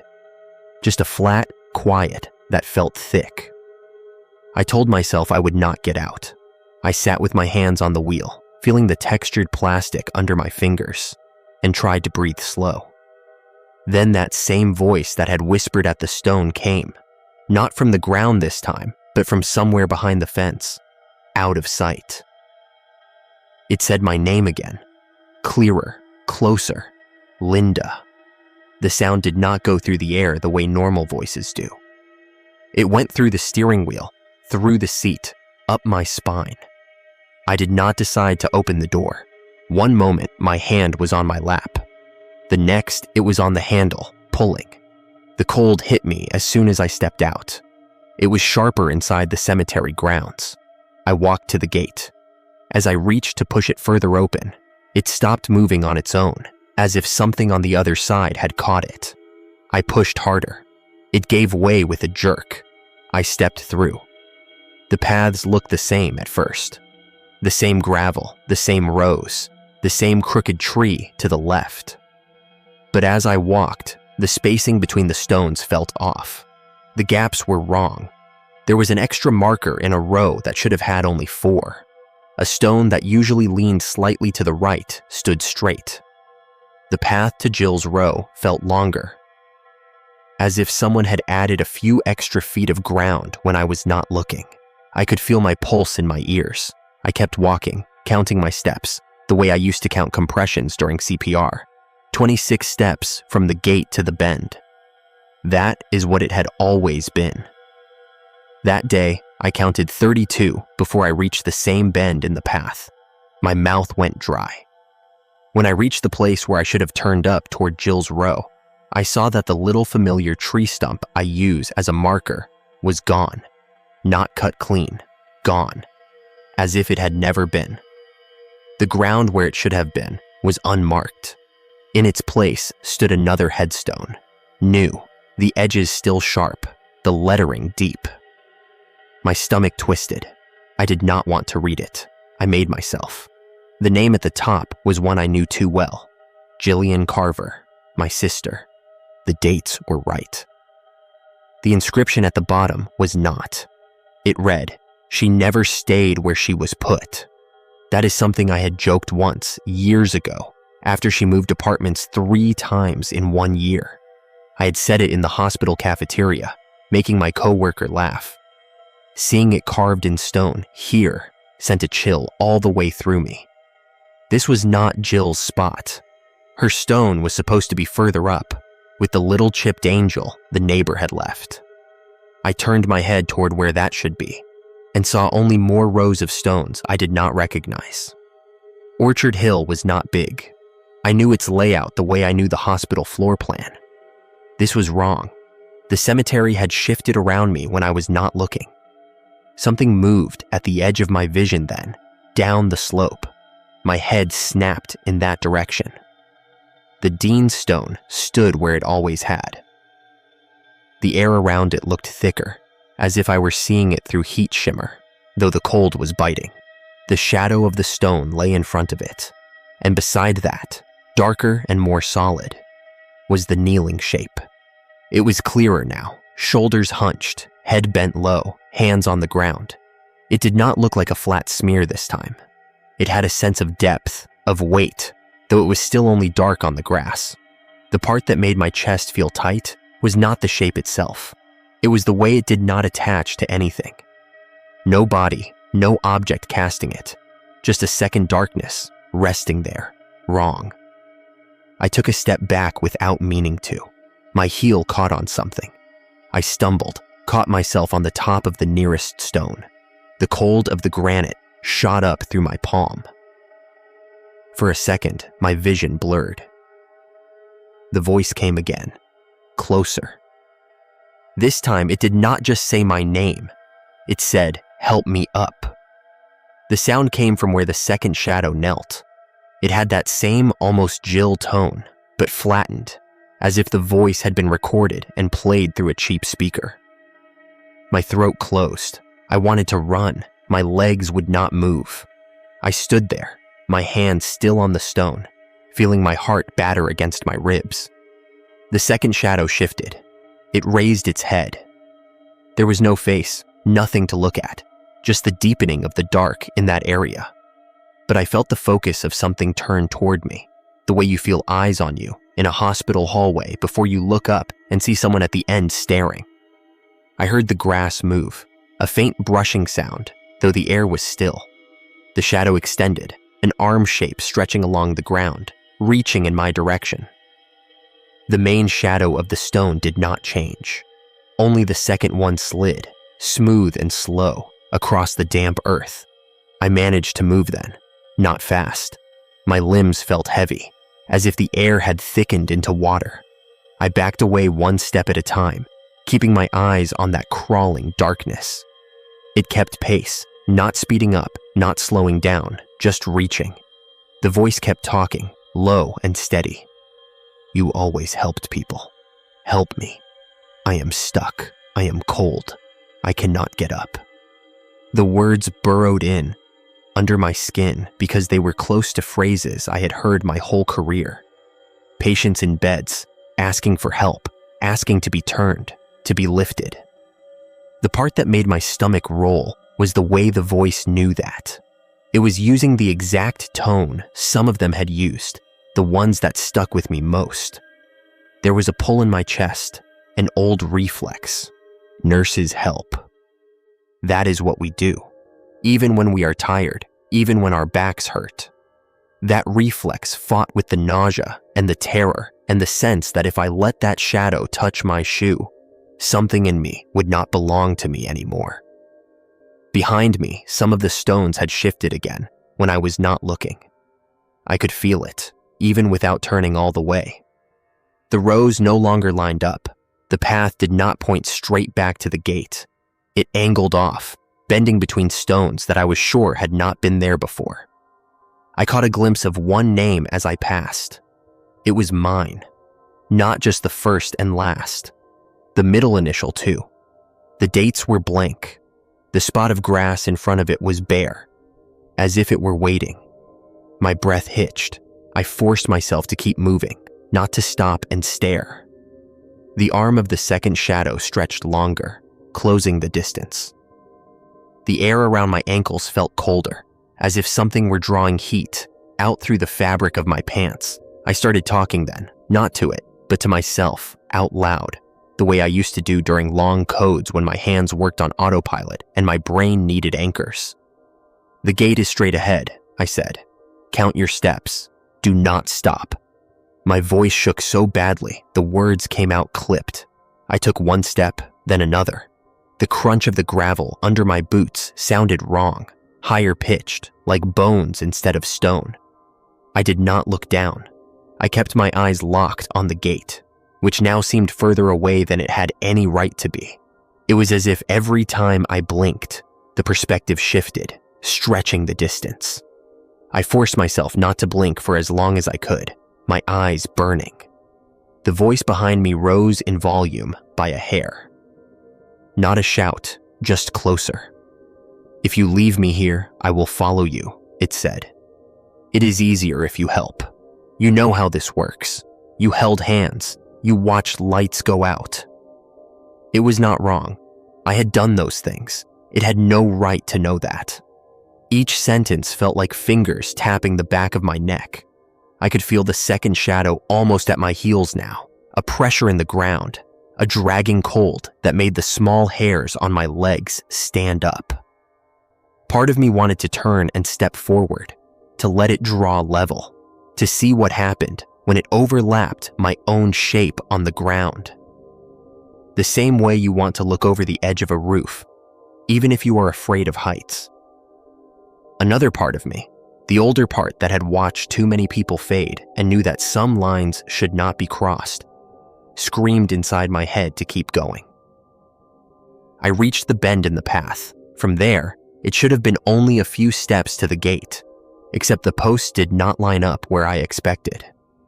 For a second, there was only fence stretching in both directions, no opening. I stumbled to a stop. Panic flared hot in my chest. The shadow behind me closed half a foot of distance in that pause. I could feel it, the way you can feel someone step up too close behind you in a checkout line.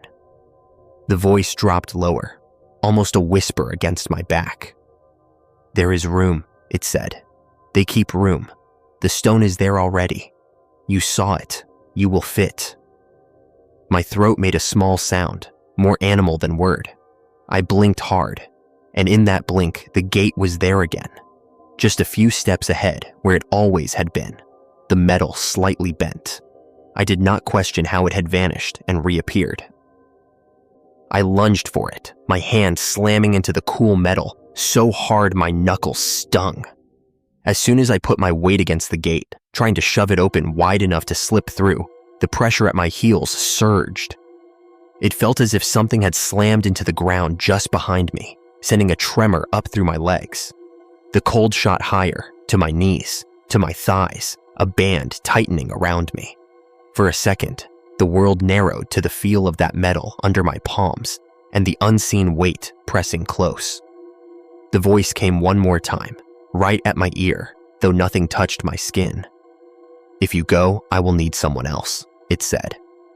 There was no anger in it, no threat in the tone, just flat fact. That hurt in a way I cannot explain. The idea that this thing, whatever it was, would just move on to some other person walking through. Some kid cutting across the cemetery to save time. Some husband visiting his wife's grave. That my leaving would not end it, only redirect it. For a heartbeat, I almost let go of the gate. The reflex to protect strangers, to take the hit yourself, is hard to unlearn. It is wired deep in people who work the floors. Then another voice pushed through that fog. Jill's. Not the copy, not the flattened version. A memory. Her on the phone after one of my worst shifts, saying, "You do what you can, Lynn, but you are not the wall between the world and everything bad. You are just you." The remembered tone of her voice cut cleaner than the thing behind me. I shoved the gate with everything I had. It swung open so fast, I almost fell through it. As soon as my feet hit the gravel outside, the band of cold up my legs broke. The air rushed in around me. Raw and ordinary. The sounds came back. A car in the distance, a crow calling, the faint slap of a branch in the wind. I did not run to the car. I walked because my legs were shaking too much to trust speed. I opened the door, got in, and locked it. All in one sequence I have no memory of thinking through. When I finally looked up, my rearview mirror had tilted itself back down. I do not know when that happened. The angle showed the gate and the first row of stones. For a moment, I saw nothing. Just the fence, the sign, the path. Then, on the ground just inside the gate, in the strip of dirt between the fence and the first grave, I saw two shadows where there should have been one. One was the shadow of the fence post. The other leaned against it, the shape of a person standing very still, head turned toward the road, There was no one standing there. The sight of that second dark outline made my stomach pitch. I reached up and slammed the mirror angle up again, so hard it clicked. That was months ago. I have not set foot inside Orchard Hill since. I changed the way I drive into town. I take the longer route that loops around the ridge. If I have to pass within sight of the cemetery road, I turn the radio up and focus on the lines on the pavement. I do not look toward the trees. On some nights, though, especially when the fog comes in from the river, I can feel when we are parallel, even if I cannot see the gate. There is a tightness in my chest, a prickle at the back of my neck.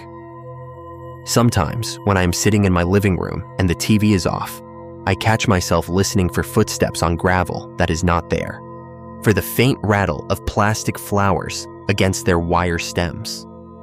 Once, when I was washing dishes, I looked out the small kitchen window and for half a second saw the shape of two shadows crossing the yard instead of one.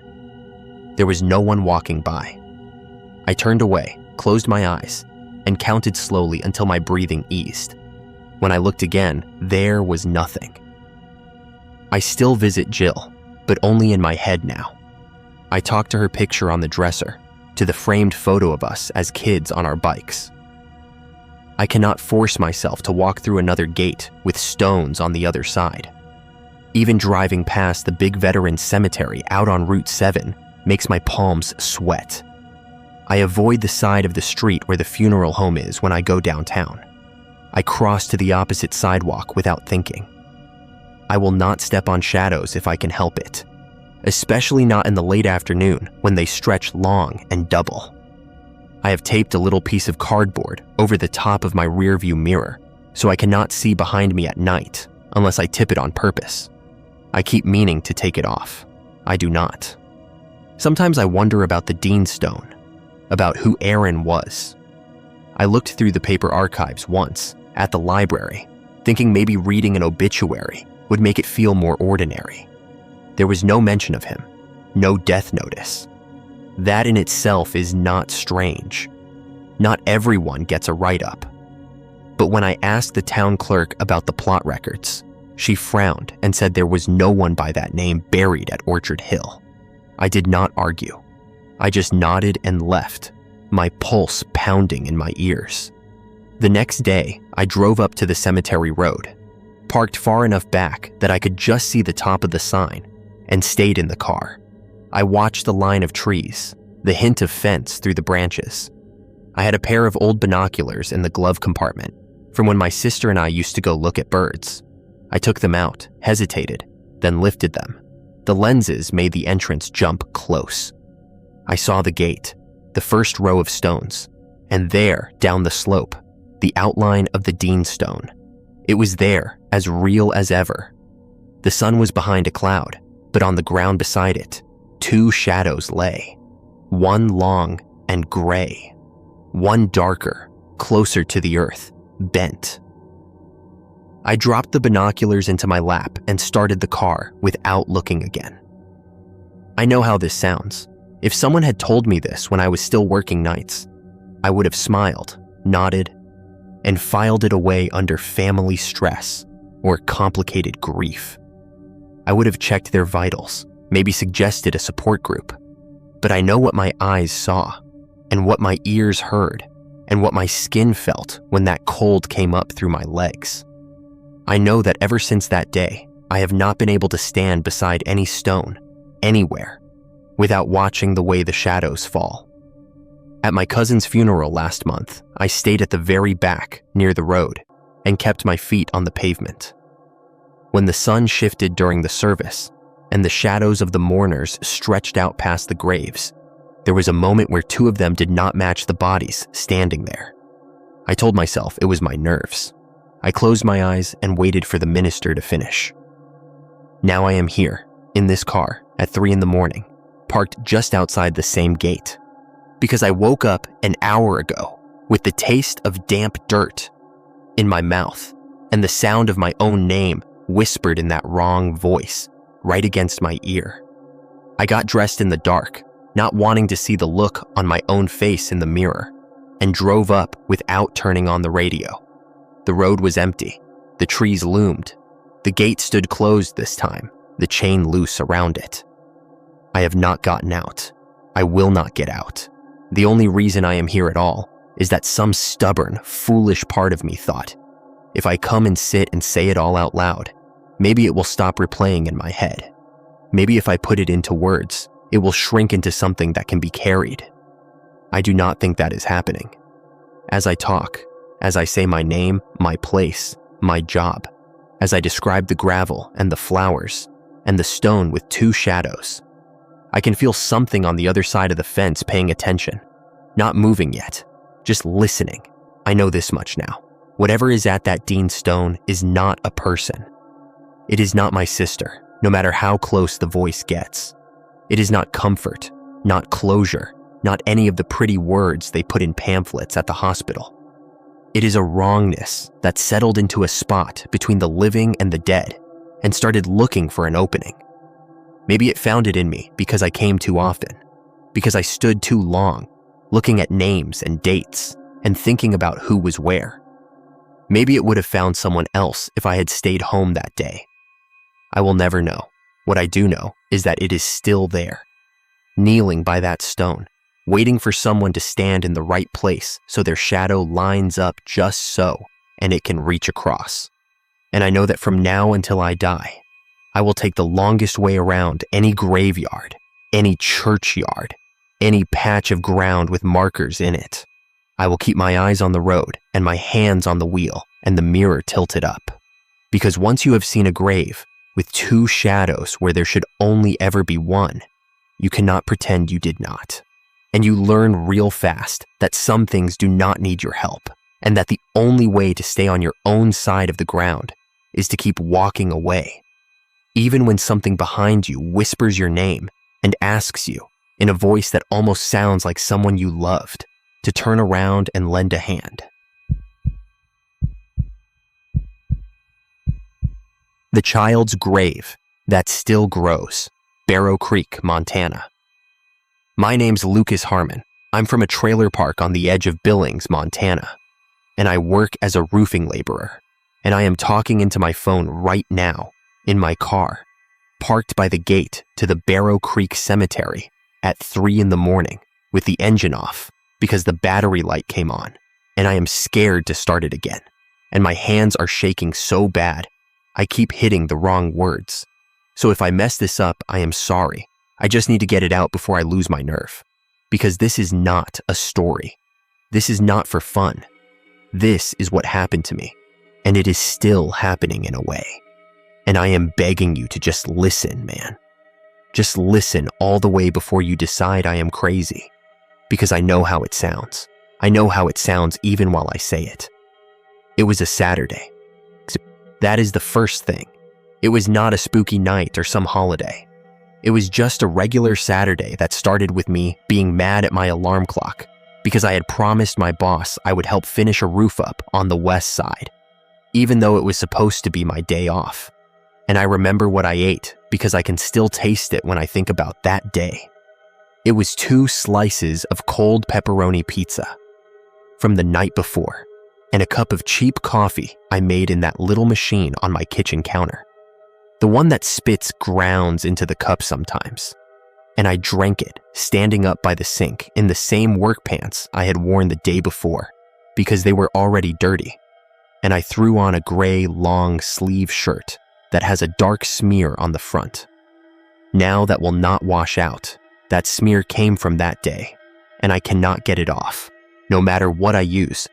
And I know it sounds small, but I cannot bring myself to throw the shirt away either. It just hangs on the back of my bedroom chair like it is watching me. I clocked in at the yard at 7:06, according to the little punch clock with the faded numbers. And my boss joked that I was late because he likes to say that even when you are on time. And we loaded shingles and tar and nail strips into the back of the work truck. And the whole morning was just normal. It was cold, but not snowing yet. Sky kind of white and flat. And we spent hours up there, tearing off old shingles and laying down underlayment, and my hands hurt in the usual way, knuckles sore from the hammer, fingertips rough from pulling on the shingle edges. And if you had asked me then what I was going to remember about that day, I would have said nothing. Just another Saturday on a roof. The Barrow Creek part only happened because of the channel, that stupid little YouTube thing I started 2 years ago, where I go around to abandoned places and film them on my phone and pretend I know what I am doing. And hardly anyone watches, but I still keep doing it. I call it Back Road Relics, like some kind of big operation. And sometimes I drag my cousin or a buddy along, but a lot of the time it is just me talking into the camera and breathing too loud because I forget to edit it out. I had read about Barrow Creek in one of those local history forums, how there used to be a little mining town out there in the hills, and then the mine closed and the town dried up, and all that is left now is some broken foundations and a cemetery on a little rise. And somebody had posted that the stones went back to the late 1800s, and I thought it would make a good video. Old graves, ghost town, all that. Good for views, right? That is all I was thinking. I swear to God, I was not trying to bother anyone resting out there. I just thought it would be cool to walk through and talk about the names and dates, and then maybe get a shot of the town ruins before the snow came in for real. I finished the roof part of the day around 2 p.m. We nailed the ridge vent down and cleaned up the mess, and my boss told me I could go because he had another guy to help load up. And I remember looking at the time on my phone, 2:17, and thinking I had a good 3 hours of light left if the clouds did not thicken. So I decided to drive straight out to Barrow Creek instead of going home first, which is one of those choices that seems small when it happens, and then later You sit in the dark and think about what would have changed if you had just gone home and fallen asleep on the couch. The road out there is all 2-lane and cracked and patched, with these long stretches where the trees crowd in and you lose radio signal. And I had a gas station sandwich on the passenger seat that I bought at the last stop. Turkey on white bread with too much mayonnaise. And I ate it with one hand while I drove, crumbs falling into the lap of my work pants.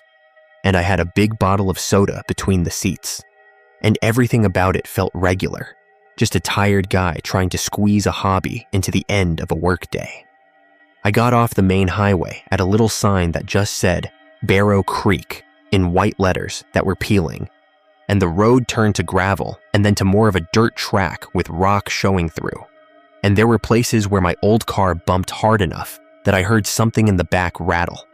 Probably the cheap tripod I keep back there, along with a tangle of extension cords and a coil of rope. Things I always mean to organize and never do. The sky was getting that late afternoon look by then. Not sunset yet, but the light was starting to go yellow around the edges. And the air felt colder when I rolled the window down to spit out a bit of sandwich crust I did not want. I came around a bend, and there it was. The cemetery up on a little slope to my right, fenced in with rusted metal posts and a sagging wire. And the town site down lower on the left. Just a couple of stone foundations and some scraps of wood and what might have been a cellar hole half filled with trash. But I barely looked at the town at first because my eyes went straight to the graveyard. There is a gate there, just a simple metal thing on 2 hinges, not locked, leaning a bit so it scrapes the ground, and beside it, a patch of dirt where people must have pulled off and parked over the years. And that is exactly where I am, right now as I talk. Same angle, same view. Except it is dark now, and the only light is my phone screen. And the faint glow from the town, way back on the highway if I twist in my seat.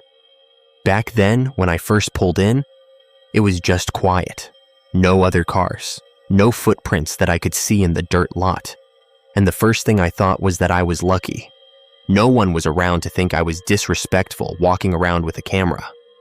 I killed the engine, grabbed my backpack, checked that my little gimbal and spare battery pack were in there, and I remember I almost took the sandwich wrapper with me to toss if I saw a trash can. But then I just crumpled it and left it in the cup holder like I always do. Stupid detail, I know, but I can still see the blue and white of it out of the corner of my eye, even now. I walked up to the gate and pushed it open, and it made that metal on metal sound. Not loud, just scraping. And the air inside the fence felt colder. I noticed that right away, like stepping from shade into more shade. And the ground sloped up gently with rows of old headstones, some tilting, some broken, some just little markers that barely came past the top of my boot. The dates were what you would expect.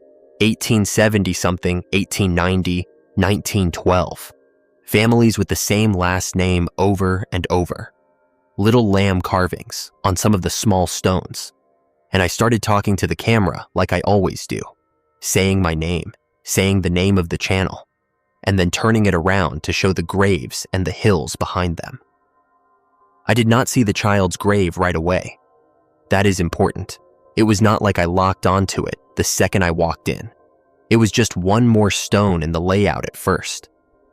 I went up and down a couple of rows, reading names out loud, pointing out the way the lettering had faded on some and stayed sharp on others. And there was this little crunch under my boots from the gravel and dead grass. And the only other sound was this soft rustling from the dry weeds along the fence. And I thought it was actually kind of peaceful, which is something I cannot make myself feel again in any cemetery now. I think the first time I noticed that grave was when I stopped filming for a second to adjust the gimbal, because my hand was already tired from work, and I did not want the footage to be all shaky. And I was just standing there, not talking, and my eyes were wandering across the stones, and they caught on this small mound near the middle of the cemetery, a little off to the right from where I was. And I remember thinking it looked strange, but not knowing exactly why for a second. It was not the youngest grave by date. I found that out later, but it felt new in some way, even though the stone was old, and there was nothing bright sitting on it. No fresh flowers, nothing like that. The mound itself was what caught me. Most of the other graves had settled over time, so the ground was more or less flat, but this one rose up, not dramatically, just enough that you could see it from a distance, like a long, low bump with the headstone at one end. I walked over to it without really meaning to, just kind of drawn, and when I got close, I saw the name, and I'm not going to say it out loud right now, because there is a part of me that feels like that will make something notice. But I saw the name and the dates were what put that first little stone in my stomach. Born 1909, died 1914. Those were the numbers, so you do the math. A little kid, 5 years old, and the inscription under it said something about a beloved child taken too soon. The usual kind of thing. But the letters were deeper, like someone had carved them with their whole arm. And the stone itself was small and rounded. Not like the tall ones around it. There were no toys on it then, no flowers, nothing but the bare mound and some dead grass. I remember I ran my boot along the side of the mound without thinking, just to see how firm it was. And the dirt felt packed, not soft, which makes sense after all those years. And the top of the mound reached about halfway up my shin. I am telling you that because that is how I kept measuring it in my head later, by where it hit, on my leg. I filmed a little segment about the dates and the fact that a town that small had a separate cemetery, and how you could almost see the whole history of it in just a few rows, and then I moved on. Or I thought I did. The first strange thing, the first thing that did not line up, was small enough that I tried to ignore it. I walked down toward the far end where there were a few broken stones near a tree, and I realized I had left my backpack back near the middle, by the child's grave, so I turned around to go get it, and for a second I could not see it. The cemetery is not big, maybe 10 or 12 rows wide, and my backpack is bright red, so I should have seen it right away, but my eyes slid over the spot where I thought I had left it, and it was not there, and my stomach did this little drop. I took a few more steps back up the slope, and then I saw it, but it was not where I remembered. I had left it, I swear to God, just inside the gate, because I remember thinking I did not want to scatter my stuff all over, and now it was sitting right at the side of that child's mound, propped against the stone, like someone had put it there on purpose. I stood there for a long second just looking at it, hearing my own breathing in my ears, and I told myself I must have carried it up there, without thinking while I was talking into the camera, that I had moved it and not realized. And I grabbed it and slung it over my shoulder and told myself that is what had happened. That is how it always goes. You explain the first thing away because that is easier than admitting you do not remember doing something. I kept walking, kept filming, talking about the town and how the mine must have been, all that filler.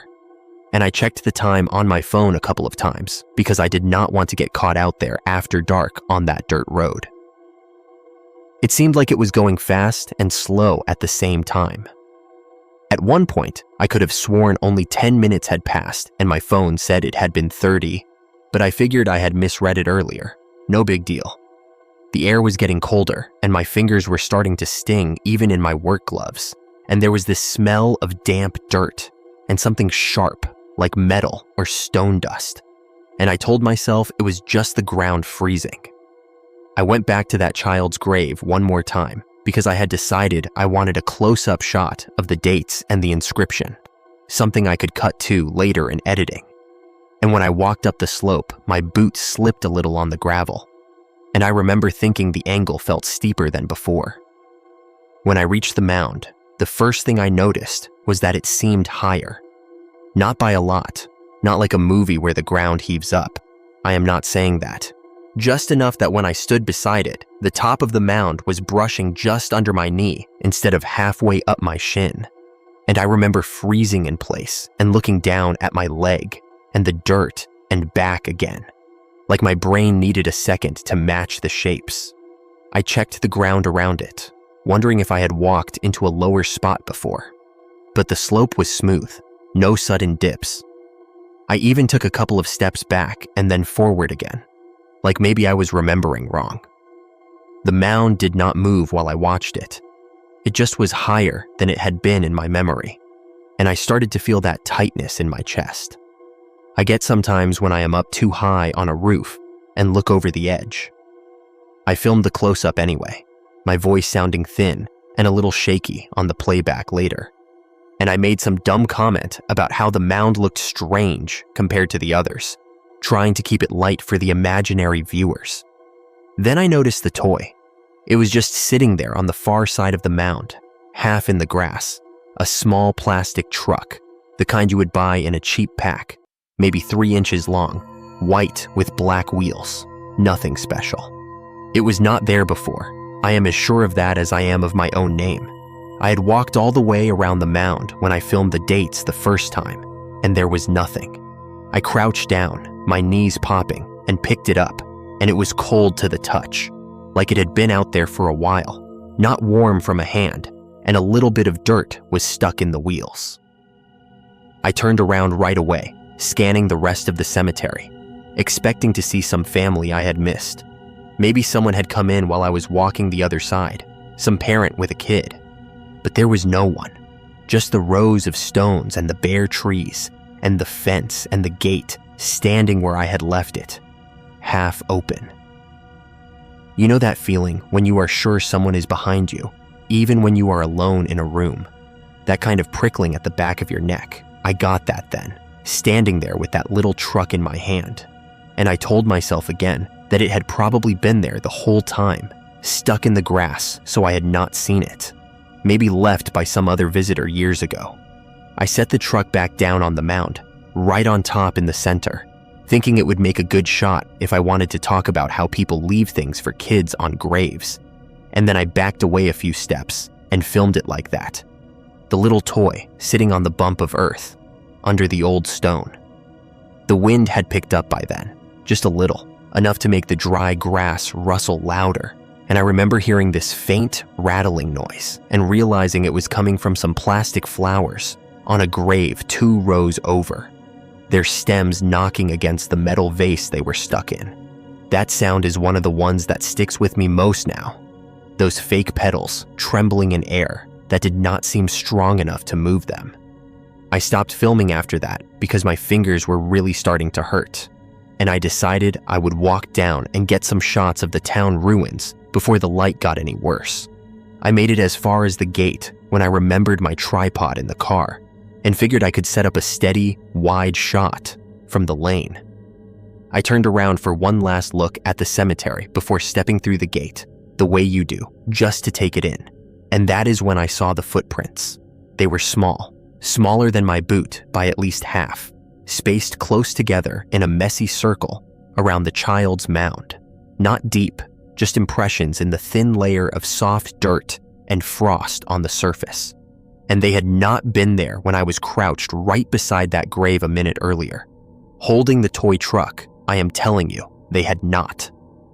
There was a faint dusting of something like frozen dew on the ground, and the prints had pressed through it so the soil looked darker, in the shape of each little shoe, and there were no tracks coming to the mound or away from it. Just the circle, like someone had walked around and around in a tight path. My first thought was that I was looking at old marks that I had not noticed before, but I could see my own boot prints leading up in a way, and they looked different, edges more blurred, and they also overlapped some of the small ones, which means the small ones were newer.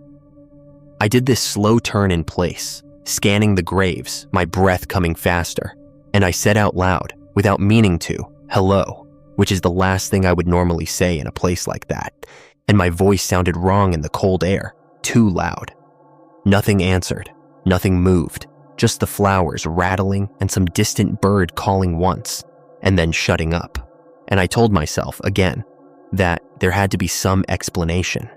Maybe some kids had been up there earlier that day, and I had not noticed their tracks until the light hit them just right.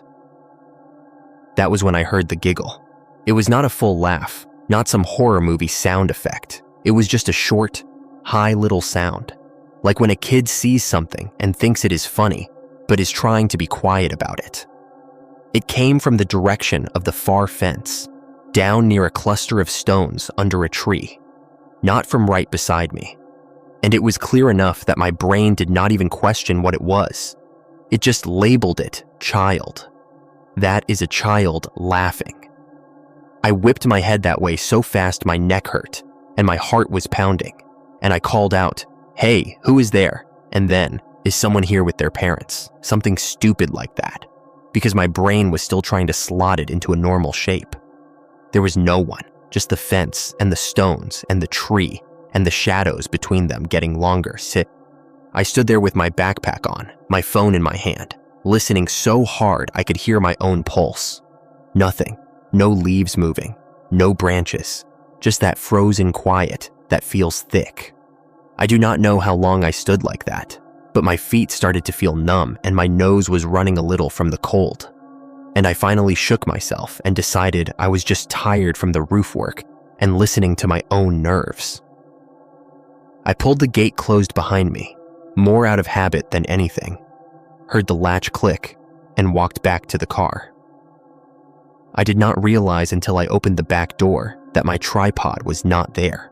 I keep it wedged between the back seat and the floor, and sometimes it falls over, but it was just gone, and I stared at the empty spot like that would make it appear. I checked the trunk, I checked the front passenger side. I even leaned down and looked under the seats. Nothing. For a second, I thought I had left it at home, but I could still hear the sound it had made when the car hit a bump on the way in. I was annoyed more than anything, thinking I had dropped it somewhere on the walk-up and would have to go back and look for it. And I shut the door a little harder than I needed to and turned around toward the gate, and that is when I saw it through the fence.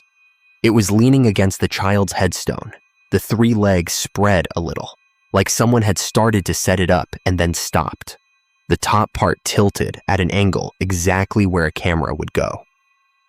I felt something in my chest then, not like a jump or a shock, more like a slow, cold pour, like someone had tipped a bucket of cold water into my ribs and it was soaking through.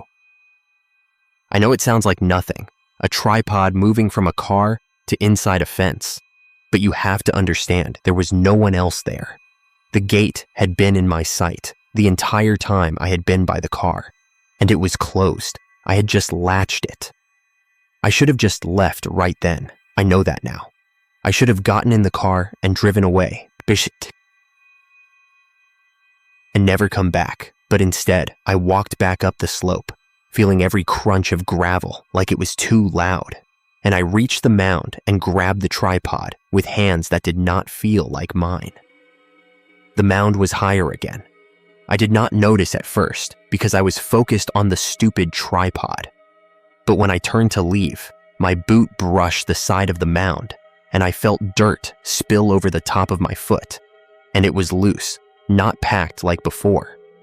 I stopped and looked down, and the top of the mound was now just below my knee, maybe an inch or 2 away, and the shape of it was steeper, not a gentle rise, but more like a small hill. And I swear to God, I could see small cracks in the dirt near the top, like the soil had been pushed up from underneath and then had settled again, leaving little lines. The toy truck was gone. I felt that more than saw it at first, just a sense of something missing from the picture. And then my eyes went to the bare top of the mound where I had set it, and there was nothing there, just dirt and a bit of dead grass. I half expected to see it on the ground nearby, knocked off by the wind or an animal, but the area around was clear. I had that feeling again, the one where you are sure someone is right over your shoulder, and I turned in a slow circle, my breath in little white bursts, the tripod still in my hand. I said, "Man, this is not funny," out loud, like someone was playing a trick, but even as I said it, I knew there was no one to hear. That is when my phone buzzed in my pocket, and the sound made me jump hard enough that I almost dropped the tripod. I pulled it out with stiff fingers and saw I had a text from my cousin, Just one line asking if I wanted to grab dinner later, and the time on the screen said 4:51. That hit me almost as hard as the footprints, because the light around me looked more like late evening than late afternoon. The shadows long, the sky already dimming toward gray, and I remember thinking, no way, it cannot be that late. I had only been there an hour, maybe. My sense of time all bent. I typed back something like maybe, still out filming, and put the phone away. And as soon as I did, I heard it again. That giggle, same short little sound, but this time it was closer, not right next to me, but not all the way at the fence either, somewhere halfway. And there was a tiny patter that went with it, the sound of small feet pushing off gravel, just one or two quick steps. I froze, head up, ears straining, and in that moment, the whole cemetery felt like it was holding its breath. Every stone, every blade of grass, like the place itself was listening. I do not know how long I stood like that, but my eyes started to sting and water because I was not blinking. And finally, I snapped. I just could not stand the waiting. I said, "Where are you?" And my voice cracked on the last word in a way that made me sound young, younger than I am, and I hated that. The answer I got was not words. It was this soft scraping sound from directly under my left boot, from the mound itself, like somebody dragging their fingers along the underside of a wooden board, slow and steady, just once. I snatched my foot back off the dirt like it had burned me, and my heart went from pounding to that weird hollow thud you feel in your throat, and every hair on my body seemed to stand up at once. I could not deny anything after that, not with that sound right under me. That was the moment, the one where the world tilted and never went back. I backed away from the mound very slowly, step by step, not wanting to turn my back on it, my boots crunching on the gravel, and it felt like the headstone was watching me, even though it was just carved rock. I did not run, not yet, because some part of me still thought if I kept it slow, if I did not show fear, nothing would happen. I made it all the way to the gate like that, walking backwards, eyes locked on that bump of earth, and I reached back with one hand and fumbled for the latch without looking. For a second, I could not find it, my fingers just sliding on cold metal, and I had this mental image of the gate not being there anymore, of my hand going back and finding nothing, and realizing I was trapped inside the fence. But then my fingers closed on the bar, and I yanked it open so hard it bounced off the post. I stepped through and let it swing shut behind me, not bothering to latch it this time, and I walked fast to the car and got in and slammed the door and locked it like a lock would make any difference against whatever could make that sound under the ground. I sat there for a full minute, not moving, hands on the steering wheel, staring straight ahead at the dashboard, and my breath fogged the windshield a little. When I finally turned the key, the engine caught on the second try, which is normal for my old car, but the way it stuttered before starting made my stomach flip. I put it in reverse and backed out of the dirt lot, the tires slipping a little on the loose gravel. And then I pulled forward onto the track and did not look back at the cemetery, not even once. I told myself I would. I told myself I would just take one last glance in the rear mirror once I was a little way down. But I did not. I could not, because I had this heavy feeling that if I saw that hill again, I would notice something worse. The drive back felt longer than the drive out, even though logically I know it is the same distance. The trees seemed closer, the road narrower, and the radio would not pick up any station at all, just static. So I turned it off and listened to the rattles and creaks of the car body and my own breathing. I kept glancing at the digits of the clock on the dash, and they seemed to jump in bigger steps than they should. Like I would look up and it would be 5:12, and then the next time it would be 5:38, and I would not remember that many minutes. I got back to the highway just as full dark fell all at once, not like a slow sunset, and by the time I hit the edge of Billings, the streetlights were on and the world felt almost normal again. I met my cousin for dinner at a burger place like nothing had happened, and I kept telling myself I would not bring it up because he would laugh. But halfway through my second burger, I started talking anyway. I told him about the grave, about the mound, about the toy and the footprints and the sound under my boot, and I tried to keep my voice steady, but I could hear the tremor in it.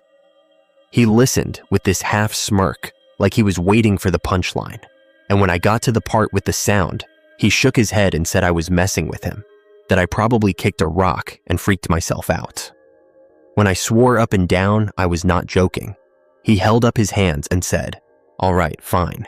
Maybe some teenagers were out there messing around, hiding, and I did not see them." I kept saying there was nowhere to hide, not that close, and he kept saying I was tired from work and overreacting.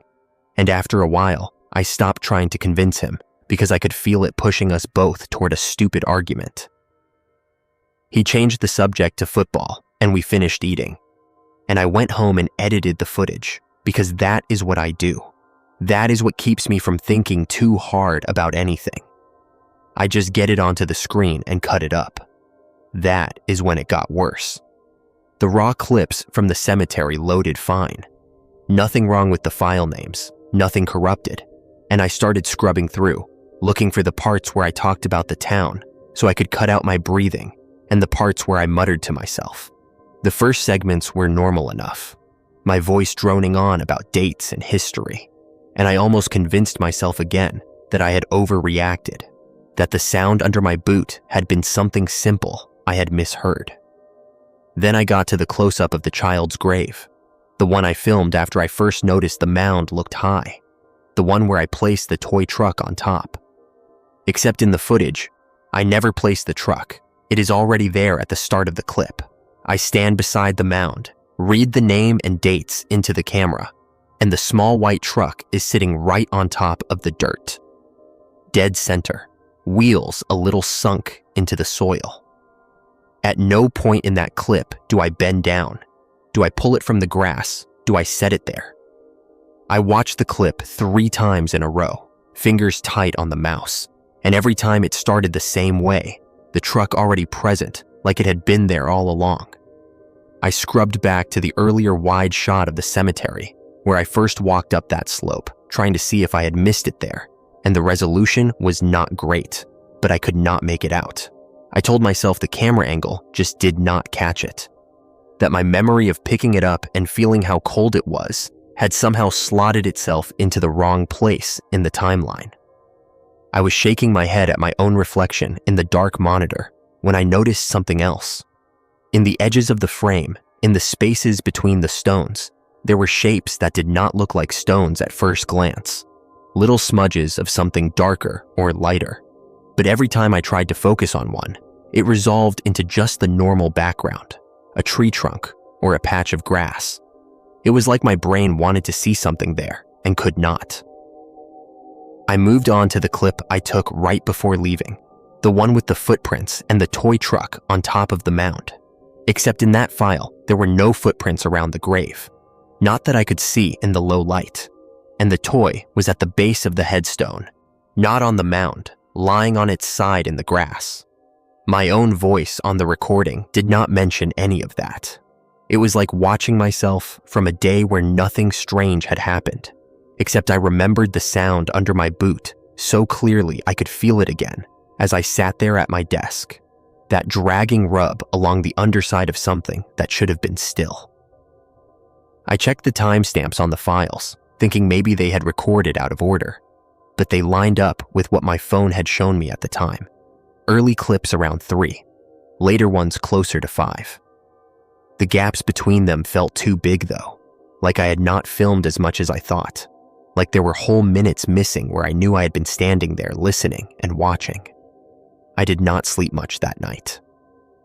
Every time I closed my eyes, I imagined that mound rising up inch by inch, in the dark, pushing higher, the soil cracking.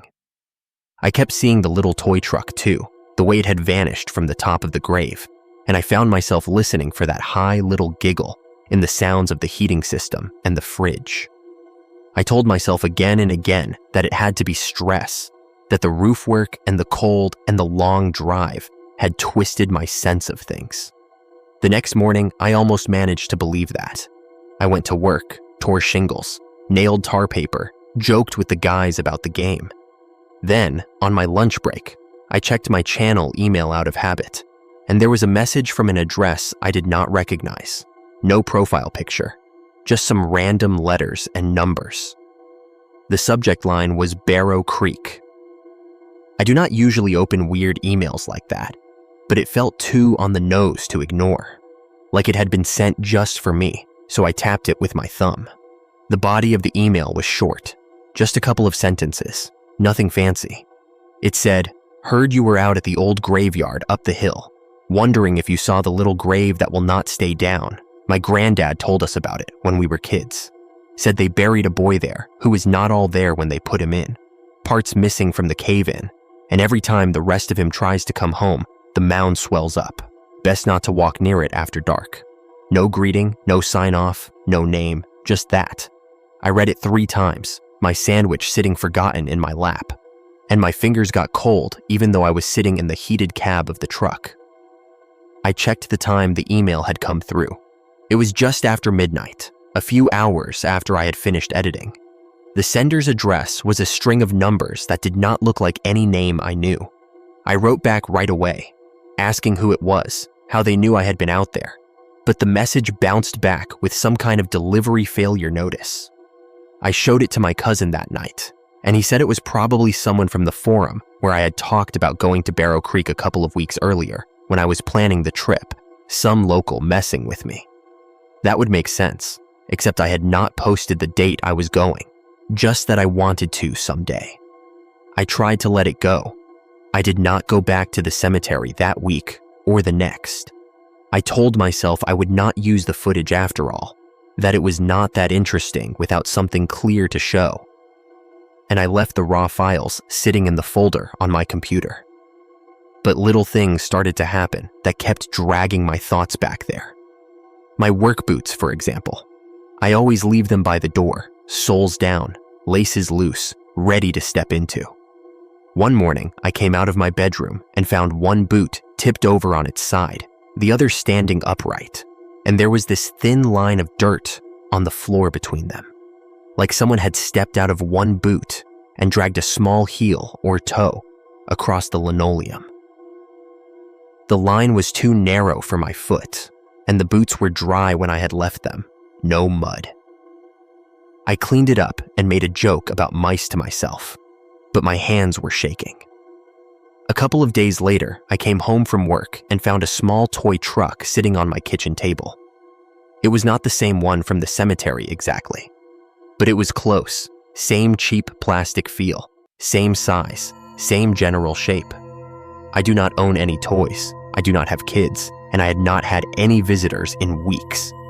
I picked it up with 2 fingers and turned it over and over, looking for some mark that would tell me where it had come from, but there was nothing, just scuffed plastic.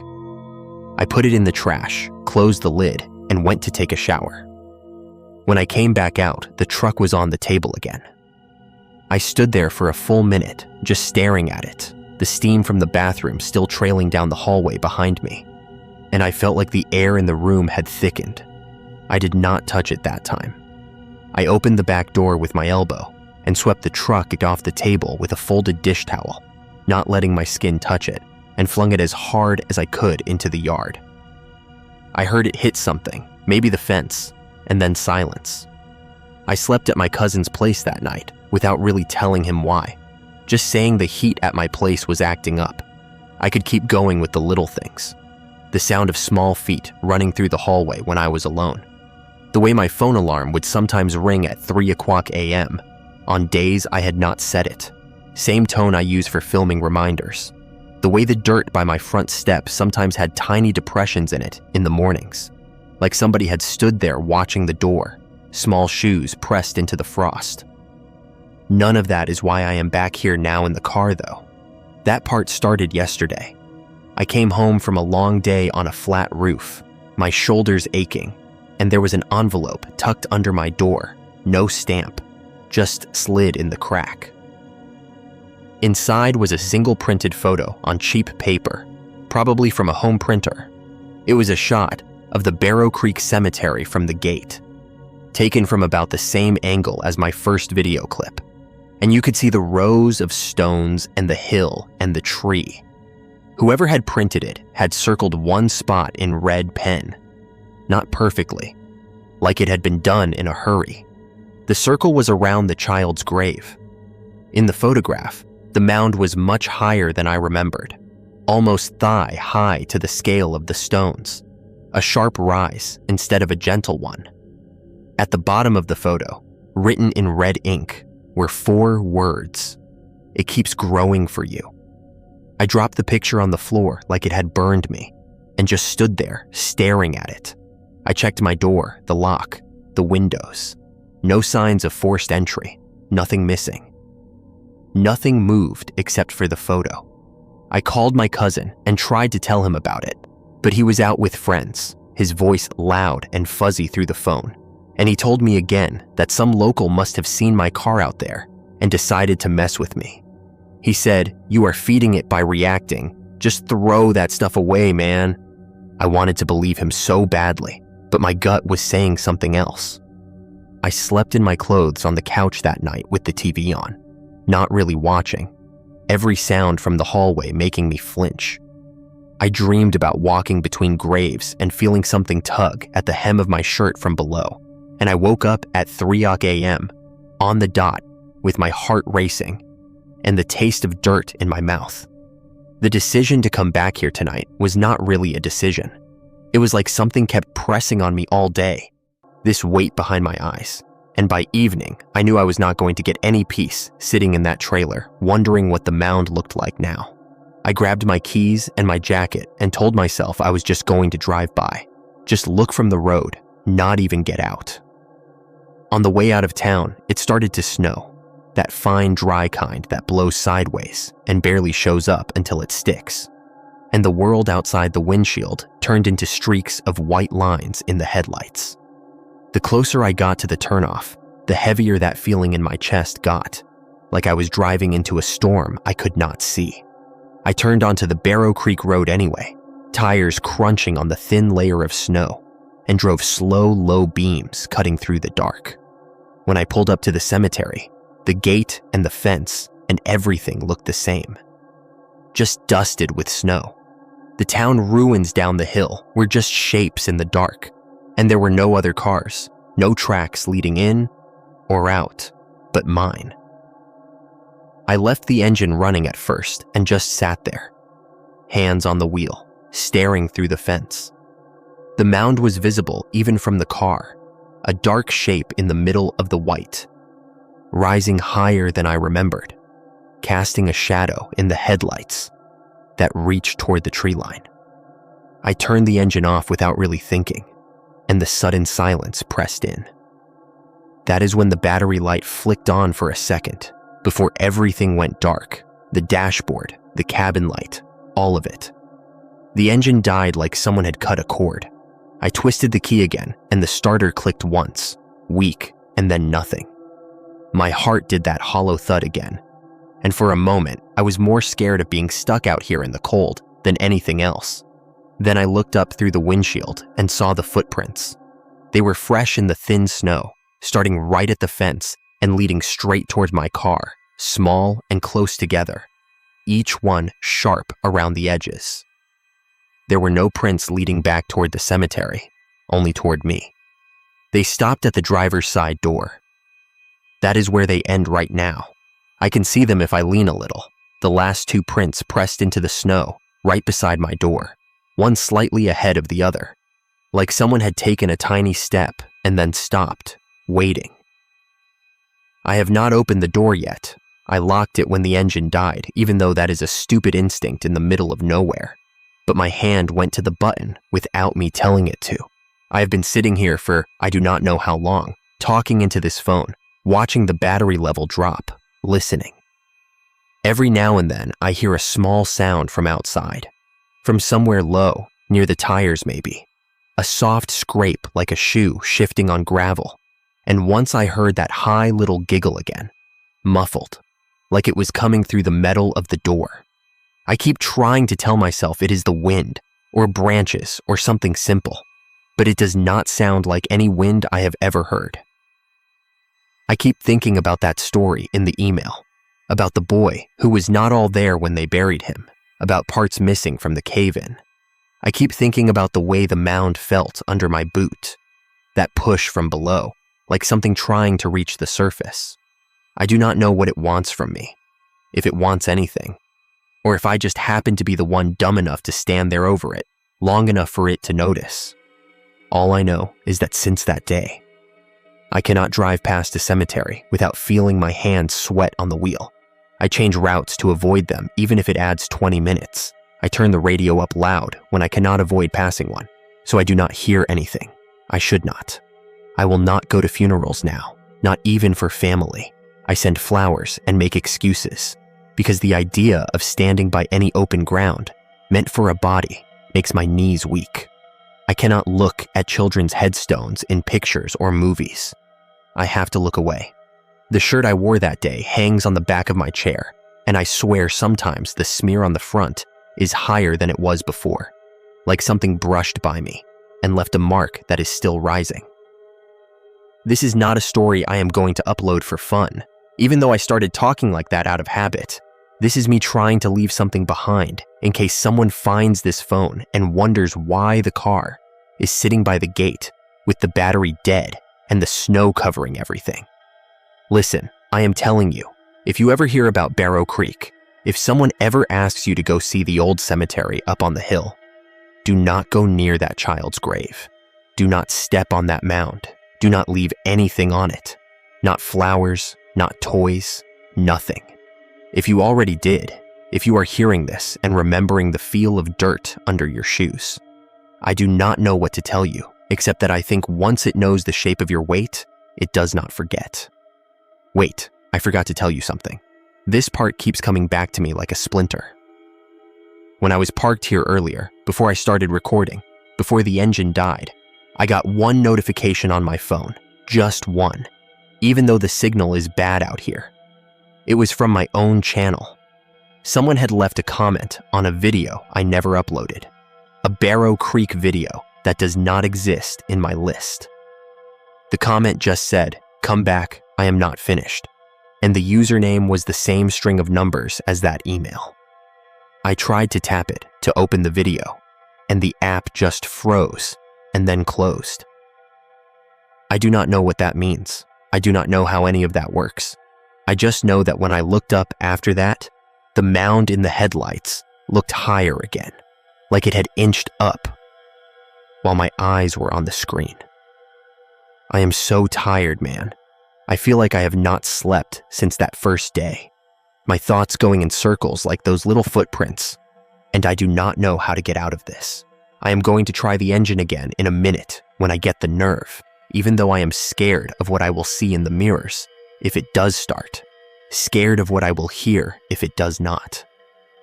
If I get out and walk around to check under the hood, my feet will have to step where those small prints end. I do not want to feel the ground there. I do not want to know if it is firm or if it gives a little, like something has been standing there too long. If you are listening to this and you are somewhere safe, in a house or an apartment, or anywhere that is not within sight of a cemetery fence, you might not understand how heavy the air can feel when the dead are this close and something under a child's stone is still trying to rise. I am telling you the plain truth with no fancy words. No big lesson at the end. I went out to film an old graveyard for a channel nobody watches, and I walked where I should not have. And now I am sitting in the dark by that same gate, watching the snow fill in those little footprints one by one. And I know that underneath that white, there is a mound that will keep growing until something stops it, or until it reaches what it is trying to get to. I am not going to walk past cemeteries anymore. Not ever. I am going to add 20 miles to every trip if I have to. I am going to move if I have to, so I do not even have to drive by the one on the edge of town. I cannot prove any of this. I cannot show you a clear photo or a clip that will convince you. All I have are these shaking words and the sound right now of something faint and soft against the metal of my door, like small fingers testing the gap, and the knowledge that I am never going to be the kind of person who can look at a grave and only see stone and dates again.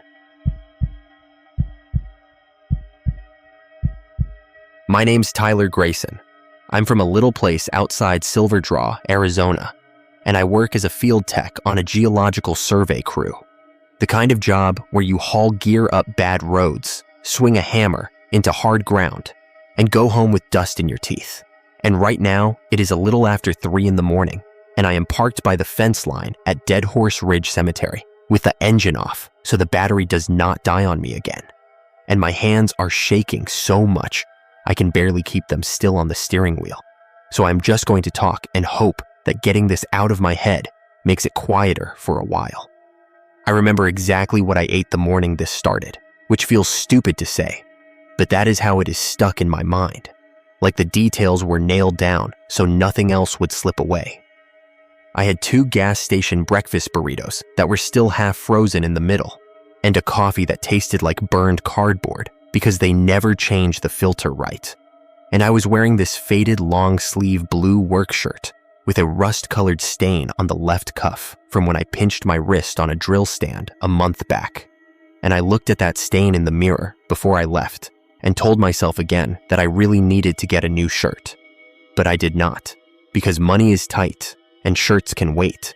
And I threw my hard hat in the back of the truck and told my mom I would be home late because we were running a line out past the ridge. We had been working that area for a couple of weeks already, running seismic lines, dropping little charges, listening for how the rock answered back, trying to build a picture of the faults under the town. Nothing fancy, just a contract the company got with the county. But anytime you said Dead Horse Ridge, around the older guys, they would do that little half smile and say good luck, like it was a joke they were too tired to explain. And I just thought it was one more story people tell to make boring work sound interesting. I checked my phone right before I pulled out of the driveway. It said 7:18 a.m., and I remember thinking I had just enough time to top off the gas without being the last one at the yard, and that if I was late again, my supervisor, Mark, was going to give me that disappointed look that feels worse than getting yelled at. The sky was still pale and empty. You know, that washed out color it gets before the sun really decides on a shade of blue. And all I was thinking about was whether the cooler in the back still had ice in it from yesterday, and if I had left my gloves in the storage container again. Nothing about it felt strange then. It did not start strange. That is what I am trying to say. We rolled out from the yard in 2 trucks, the white one with the busted tail light that never gets fixed, and the older tan one that smells like old sweat and spilled diesel. I was riding with Ray. He is one of those guys who has been doing this longer than I have been alive. Hands like leather, quiet most of the time. And he had the radio on some old country station, so low you could barely hear it over the road noise. He said, "You bring the new geophone strings." And I said, "Yeah, they are in the back." I double-checked, and he nodded and said, "Good, we will need them on the upper slope." And then after a mile or 2, he added, "You ever been up on that ridge before, man?" Like he had just remembered to ask. I told him I had driven past, because everyone around here drives past sooner or later. You see that cemetery up on the side of the hill, like somebody glued it there. The headstones all at weird angles, because the ground keeps sliding. And at night, the solar lights people put on the graves look like a broken set of Christmas lights hanging in the air. But I had never actually gone inside, and he just said, "You will today." And then he changed the station and did not say much else. We parked below the ridge where the dirt road splits, one way up toward the old mining road that nobody uses anymore, and one way toward the maintenance gate for the cemetery, the chain link fence, the metal sign with the paint peeling that says Dead Horse Ridge Memorial. And I remember I checked the time again when I stepped out of the truck, 8:02 a.m. The sun was up and already hot, and the smell out there was dust and dry weeds and something faintly sweet from fake flowers that had faded to a weird pink. The cemetery sits on the side of the hill looking down toward town, like it is watching the highway and the little square buildings. And the first thing I noticed, even before we went through the side gate, was how crooked everything looked. Not just a little bit, but like the whole place was tilting. Rows that should have been straight were bent, and the ground between the stones dipped and rose in ways that made your boots slide.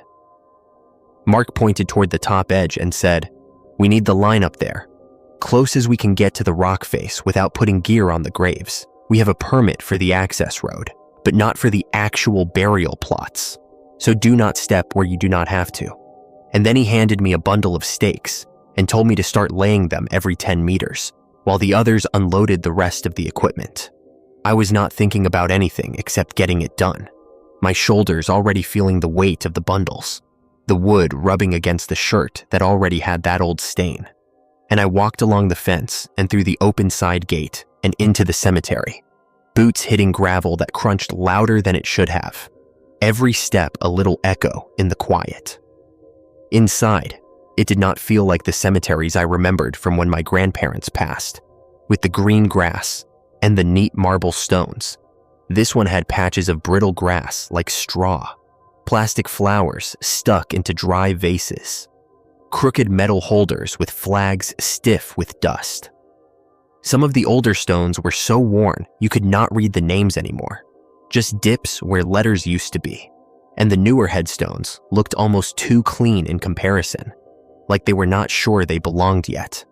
I counted out 10 long steps from the fence line along the upper edge, planted the first stake, and that is when I saw it, the stone that everything keeps circling back to in my head. It was not special at first glance, just a gray headstone set a little closer to the drop-off where the ridge cut down toward the old mining camps. Tall enough to notice, not fancy. No angels, no carved roses, no big statue, just a slab with a name and dates. But the thing that snagged my attention first was how it leaned, not the way the others did, sinking downhill, but leaning just slightly uphill, like it was resisting the slide of the ground, fighting it. The name on it was Jacob Ruiz, the letters cut deep enough to still be clear. And underneath it said, "Beloved husband and father," and the dates were 1873 to 1911. And there was a short line under that, "We heard you, we answered." I remember mouthing that to myself, "We heard you, we answered," and feeling a little twist in my stomach for no reason I could name yet. I thought maybe it was some kind of prayer line, something from a hymn I did not recognize, and I made a mental note to ask my mom later. She knows those kinds of things. But then Ray called my name from below, and I moved on. The first wrong thing. The first thing that did not fit. I did not even notice it as wrong in the moment. That came later when everything else started stacking up. Like you only see the pattern after the last piece drops. We worked that whole morning without anything crazy happening. I laid out stakes and uncoiled cable. The others set up the control unit down by the trucks. Mark walked the line checking spacing. The sun got harsher. The air shimmered over the headstones. And now and then I would pass that Jacob Ruiz grave and feel my eyes pulled to it like a magnet. Read those dates again. Read that line again and keep going. At one point near midday, I sat on the concrete edge of another grave, a few rows down to drink some water, and I realized I could feel a faint vibration under me, like a truck engine far away, a low hum, and I turned around expecting to see one of the trucks backing up or somebody running the small generator, but everything down by the road was still. No engines on, no blades spinning. The only movement was the little shimmer of heat and a bit of plastic flower ribbon fluttering in a faint wind. I put my hand on the ground beside me, pressed my palm flat, and the feeling was there. A tiny, steady buzzing, not like footsteps or distant blasting, just a constant little tremor. I told myself it was something to do with the rock under the hill, some resonance thing we were here to measure anyway, and I got up and went back to work. When we fired the first test charges mid-afternoon is when the sound started to get into my head. I was at the top of the line, near that leaning headstone, checking that the last set of geophones were straight and the cables were not kinked, when Mark called over the radio that they were about to trigger, and I knelt up there with my hand on the nearest stake because sometimes you can feel the little thump if the ground is right, and I did feel it, a dull bump like somebody slamming a door downstairs, but mixed in with it. Just for a second, I heard something else. It sounded like somebody shouting under a blanket. The kind of muffled sound you get when a neighbor yells through a wall. Not words, just a strained human noise, and it came from right behind me. I spun around fast enough that I almost tripped over the cables. There was nobody there, just the row of stones and the drop toward the scrubby slope. My heart hit hard against my ribs, and I laughed once. A little short laugh that did not feel right, and I said out loud, "You are tired, man. Calm down." And I called down on the radio that the top end looked good. It bothered me enough that at the next blast, I was ready. I told myself I was going to prove it was my imagination, that it was some echo from the shot bouncing off the ridge wall.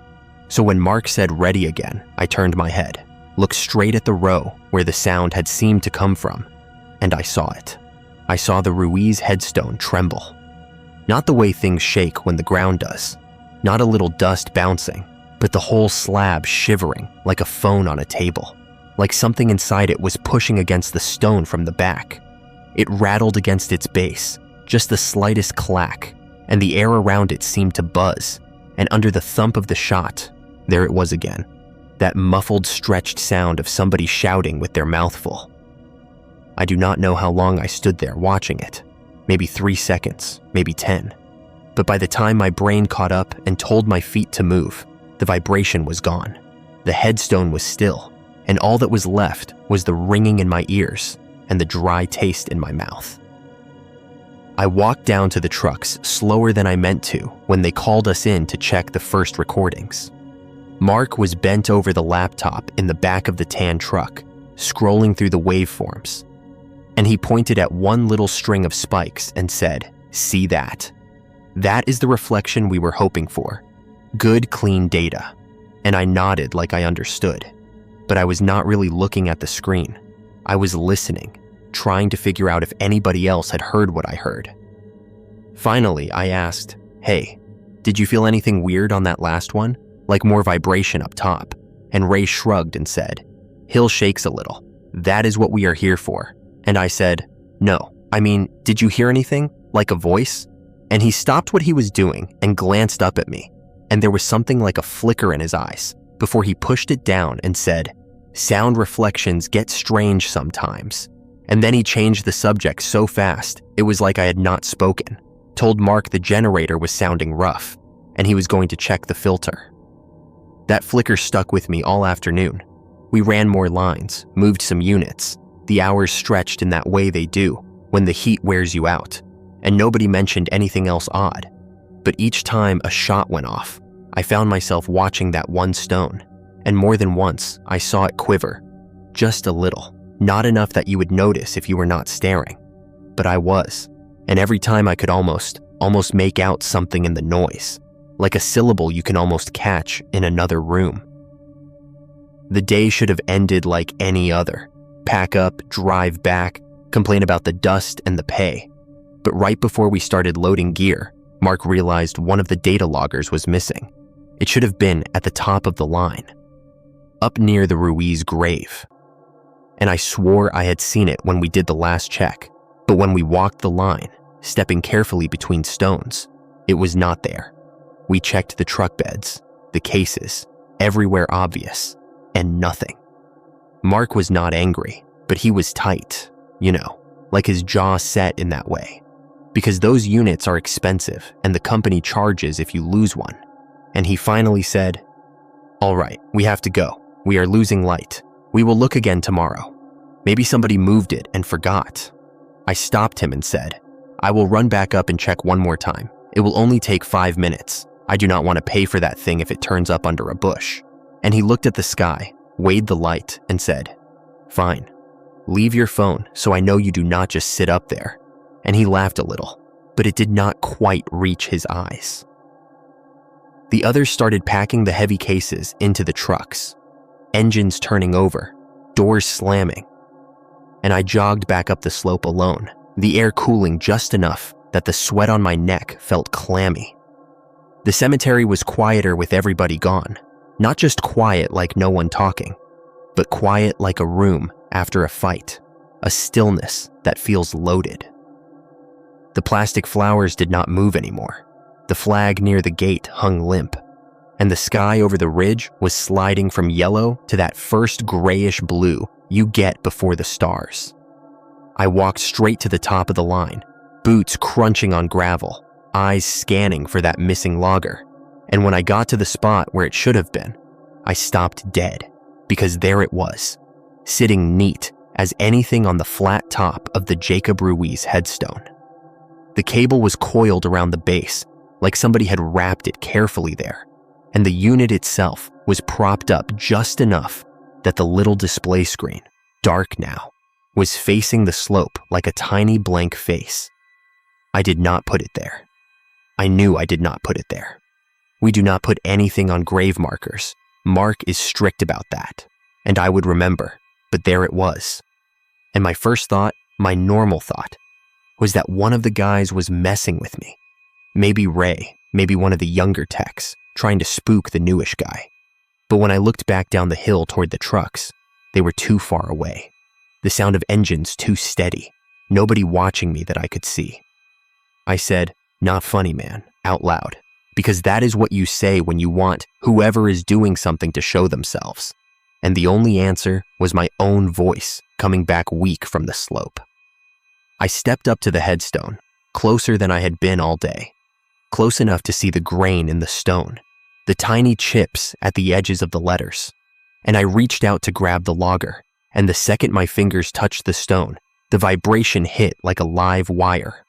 It went straight up through my hand, into my arm, into my chest, not pain. Not exactly, but a buzzing, a deep shudder that made my teeth ache, and along with it, clear this time, not muffled by explosions or distance, came the sound of a man screaming inside my head. It was not in my ears, not in the air around me. It was like somebody had pressed headphones against my bones. A long, drawn-out howl that had words buried in it. I swear to you, there were words in there. I just could not pull them out. I jerked my hand back like I had grabbed a hot pipe and stumbled. The logger tumbling down into the grass beside the grave, and the sound cut off so sharp my stomach lurched. I stood there breathing hard, heart pounding so hard I could feel it in my throat, and I realized I was saying no, no, no under my breath like a kid. I forced myself to crouch, grab the logger without touching the stone again, coil the cable, and when I straightened up, I looked at the inscription one more time, like I could not stop myself. The dates were the same, 1873 to 1911. The name was the same, but the line at the bottom, the one that had bothered me all day, had changed. I did not realize it at first because my brain tried to make it say what I remembered, but the letters were different now. The carved groves clear, not a trick of light. It said, "You heard me, you left." I felt something inside me go cold in a way that had nothing to do with the air temperature. I staggered back, half sliding down the uneven ground, almost tripping over another stone, and I did not look back again until I was through the gate. Down by the trucks, everything looked normal. Guys securing straps, Mark closing the tailgate, Ray checking a tie down. I must have had something on my face because Mark frowned and said, "You okay? You look like you saw a ghost." Then he kind of snorted like he regretted his own choice of words. I held up the logger and said, "Found it. Must have missed it earlier." And my voice sounded wrong even to me, thin and shaky. Ray glanced at me, eyes narrowing just a little, and said, "Where was it?" And I lied without even meaning to. I said, "Under a bush by the fence." And he just nodded, but I caught that flicker again, that tiny change in his expression, like this was something he had expected and hoped not to see. I told myself all the way back down the road that I was overtired, that the blast vibrations and the heat had gotten to me, that I had misread the inscription earlier and only noticed it properly now, that there had to be some simple thing I was missing. By the time I got home, the sun down and the house lights on, I had almost convinced myself. I ate leftover pasta without tasting it, showered off the dust, and when I lay down in bed, I told myself I was not going to think about it, that whatever it was, it would seem smaller in the morning. Instead, every time I closed my eyes, I felt that buzz in my hand again and heard that scream, buried in stone, stretched thin and trapped. I do not know when I finally slept, but when my alarm went off at 5:45 a.m., I woke up with a start, heart already racing, and for a second, I could not remember why, until the image of that changed inscription snapped into place like a door slamming shut. I almost called in sick. I had the phone in my hand, thumb hovering over Mark's name, and then I thought about the paycheck, about how we were close to the end of the contract and hours might be cut soon, about my mom's medical bills sitting on the kitchen table, and I shoved that memory down as far as it would go and went in anyway. At the yard, Ray was already there, leaning against the tan truck with a coffee in his hand, and he watched me a little too closely when I pulled up. He said, "You sleep okay?" And I said, "Yeah, fine. Why?" And he shrugged and looked away like it did not matter. On the drive out, he did not turn the radio on, and after a few minutes he said, "You know they used to bury miners up on that ridge right where we are working, before there was a proper town cemetery down below." And I said, "I figured, with the stones and all." And he said, "No, I mean the ones they did not bring back to town. The ones they put in the ground fast because the company did not want questions." I asked what he meant and he shook his head, said, "Just stories, forget it." And we rode the rest of the way in silence. The second day, the air felt heavier before we even started. Clouds were pushing in from the west, thin but enough to take the hard edge off the sun, and the wind had that weird charged feel, not quite a storm, but like one was thinking about forming. We set a second line, this one even closer to the edge of the drop, almost at the limit of where the ground was stable, and I could not avoid going near the Ruiz stone. I tried not to look at it. I really tried, but every time I walked past, my eyes slid over, drawn to those letters, and I swear to you, they were back to the original phrase again. "We heard you," we answered. The words were there, carved deep, and if there were marks of any change, they were hidden. I thought I was going to be sick. I stood there, pretending to fuss with a cable while my stomach clenched, and I told myself that yesterday, in the half-light, I must have misread it, that my brain had played a trick, that I had imagined the second line, but it did not matter how many times I repeated it. The memory of the other phrase was as solid as the stone in front of me. That day, the shots did not just make the headstone quiver, they made it sing. I do not know how else to put it.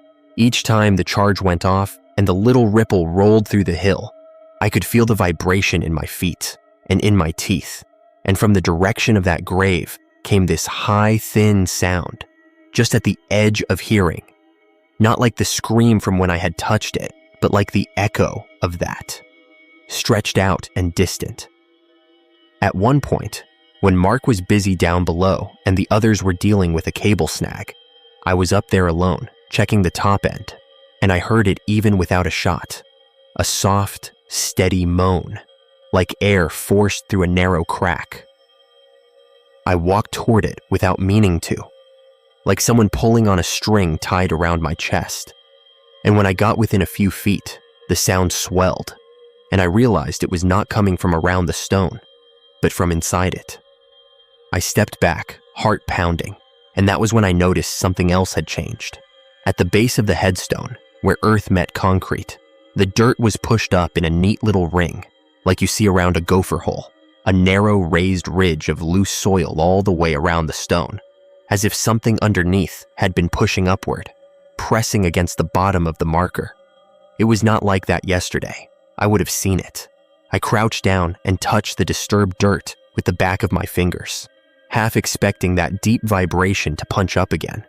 But there was nothing, just dry, crumbly soil. Still, the pattern of it made my skin crawl. It looked almost like something had been trying to claw its way up and had only managed to shift the dirt a little, not enough to break through. That afternoon, I asked Ray straight out what he knew about the place. We were at the trucks, while Mark went into town to pick up a replacement fuse. Just the two of us, the wind pushing little eddies of dust along the ground. I said, "Listen, man, I need you to tell me what you meant about the miners they buried up here." And he stared at the ridge for a long moment before he answered. He said, "My granddad worked those shafts before they closed. He was a young man then, and he told me once after his second stroke, when he did not care who heard him anymore, that there was a collapse one year, wintertime, heavy rain, bad supports, and a whole crew got caught. They managed to pull a few out alive. Most were gone when they reached them. But there was one man, a loader, who was trapped in a pocket with his legs pinned. They got to him. They heard him shouting for help, begging. And the foreman took one look at the shaft and told them to seal it anyway. Said the rock was too unstable. Anybody who stayed would be joining him. And the company would not pay out on men who had no families. My granddad argued. A few of the others did too. But the foreman ordered them out and had the mouth boarded, then ordered a fill. The man inside did not stop yelling while they did it. My granddad said he could hear him under the sound of the rocks. He drank hard after that, never went back to that shaft. They put a marker up later to keep the men quiet, make it look like they had brought the body back. Ray did not say the name, but I knew. I knew. I said, "Was his name Jacob?" And Ray finally looked at me, really looked, and said, "You saw his stone then." I told him about the vibration when I touched it, about the scream in my bones, about the inscription changing, the way it had said, "You heard me, you left." And as I said it out loud, I felt stupid and scared at the same time, like I was handing someone my worst dream and asking them to tell me if it was real. Ray listened without interrupting, jaw working. And when I finished, he did not laugh or tell me I was imagining things. He just said, "My granddad used to say he could still hear that man some nights when the wind was right, like the rock was holding on to his voice." And then he added, "We should finish up here fast." The third day is when everything broke for me. By then, I had not really slept in 2 nights. Every time I closed my eyes, I saw the headstone shaking, felt that buzzing in my hand, heard that drawn-out scream. And sometimes, just as I was about to drift off, I would hear words in it, half-formed, like "do not," and "still here," and "please." And I would jerk awake, heart pounding, sweating through the sheets. I think I was already frayed when we drove back up the ridge that morning. The sky was overcast now, properly gray, and the air had that metallic taste. It gets before a storm, but the forecast was still saying no real rain until later, so Mark was pushing to get the last line done, the one that ran almost parallel to the cemetery fence. He kept saying, "We finished today. We do not have to come back up here." And he said it like a promise to himself as much as to us. We spread out, setting stakes, moving gear, the usual, but I could not keep my eyes from going to that one grave over and over. The little ring of disturbed earth at the base of the stone was bigger now. The loose soil puffed up higher in a few spots, like something underneath was pressing harder. No one else said a word about it. By midday, I was so on edge that every little sound made me jump. A bird taking off from a scrub tree, a metal tag on a wreath clinking against a holder, the crackle of a plastic bouquet shifting. They all sounded too loud in the charged air. When the first thunder rolled somewhere off in the distance, low and far, Mark swore under his breath, in that way he has, that is not actual cussing, just frustration, and said we would run one more test shot and then start breaking down early if it moved closer. I was at the far end of the line for that one, just inside the cemetery, standing between two stones, the Ruiz marker a few yards downslope. I could feel the hairs on my arms standing up from the static in the air, and my mouth was dry no matter how much water I drank. Mark called over the radio, "Ready," and I said, "Top end ready," voice thin, and there was a beat of silence, the kind that stretches, and then the world gave a little lurch as the charge went off. The ground jumped under my boots. The usual thump rolled through, but on top of it, louder than ever, came that scream, not inside my head this time, but in the air, all around, a raw, ripped sound that made my knees buckle. I clapped my hands to my ears, but it did not matter. It went straight through them, and with it came a rush of words, shredded by time, but still clear enough to make my stomach drop. "Help me. Still here. Do not leave me. Please." It was like a recording looping, but wrong, because there were little changes in the cadence, little cracks in the voice, like whoever was saying it had been saying those same words for so long they were worn thin. I dropped to one knee, breath ripped out of my chest, and I saw, through the blur of tears, I did not even realize were there, the Ruiz headstone shaking so hard, it looked like it might break free of its base. The little ridge of soil at the bottom was crumbling outward, dust spilling, and the whole slab was tilting, inch by inch, toward me. I do not know how long that lasted. It could not have been more than a few seconds, but it felt like being held underwater. When the sound cut off, it did not fade. It just stopped, like a switch thrown, and the sudden silence slammed into my ears so hard they rang. The headstone snapped back upright with a violent jerk that sent a puff of dust into the air, and for a moment, the carved letters seemed to blur. I staggered to my feet, everything spinning, and I realized I was not alone up there anymore. There were shapes between the rows. I saw them in the corner of my eye first, dark figures standing still in the spaces between the stones, and when I turned my head, they were gone. Like the act of looking made them flatten into shadows again, but I knew they were there. I could feel them, that weight of attention, that pressure on the back of your neck when someone is staring at you from behind. My vision tunneled, narrowing until the only clear thing was the Ruiz grave. The inscription was wrong again. I know how this sounds, but I promise you, I am not mixing this up. The name was the same, the dates the same, but the line beneath had shifted once more. This time, in letters that looked freshly cut, sharp-edged, it said, "You came back. Do not go." I must have made some kind of noise, because I heard Ray shouting my name from downslope, faint and strained, and that broke whatever hold the stone had on me. I turned and ran, stumbling between the graves, catching my boot on a marker and nearly falling. Hands scraping on rough stone as I caught myself. All the while, behind me, I could hear that faint buzzing, like the stone was still shaking, like something inside it was pushing and pushing. By the time I reached the fence, my chest hurt, and my vision had little black spots creeping in at the edges.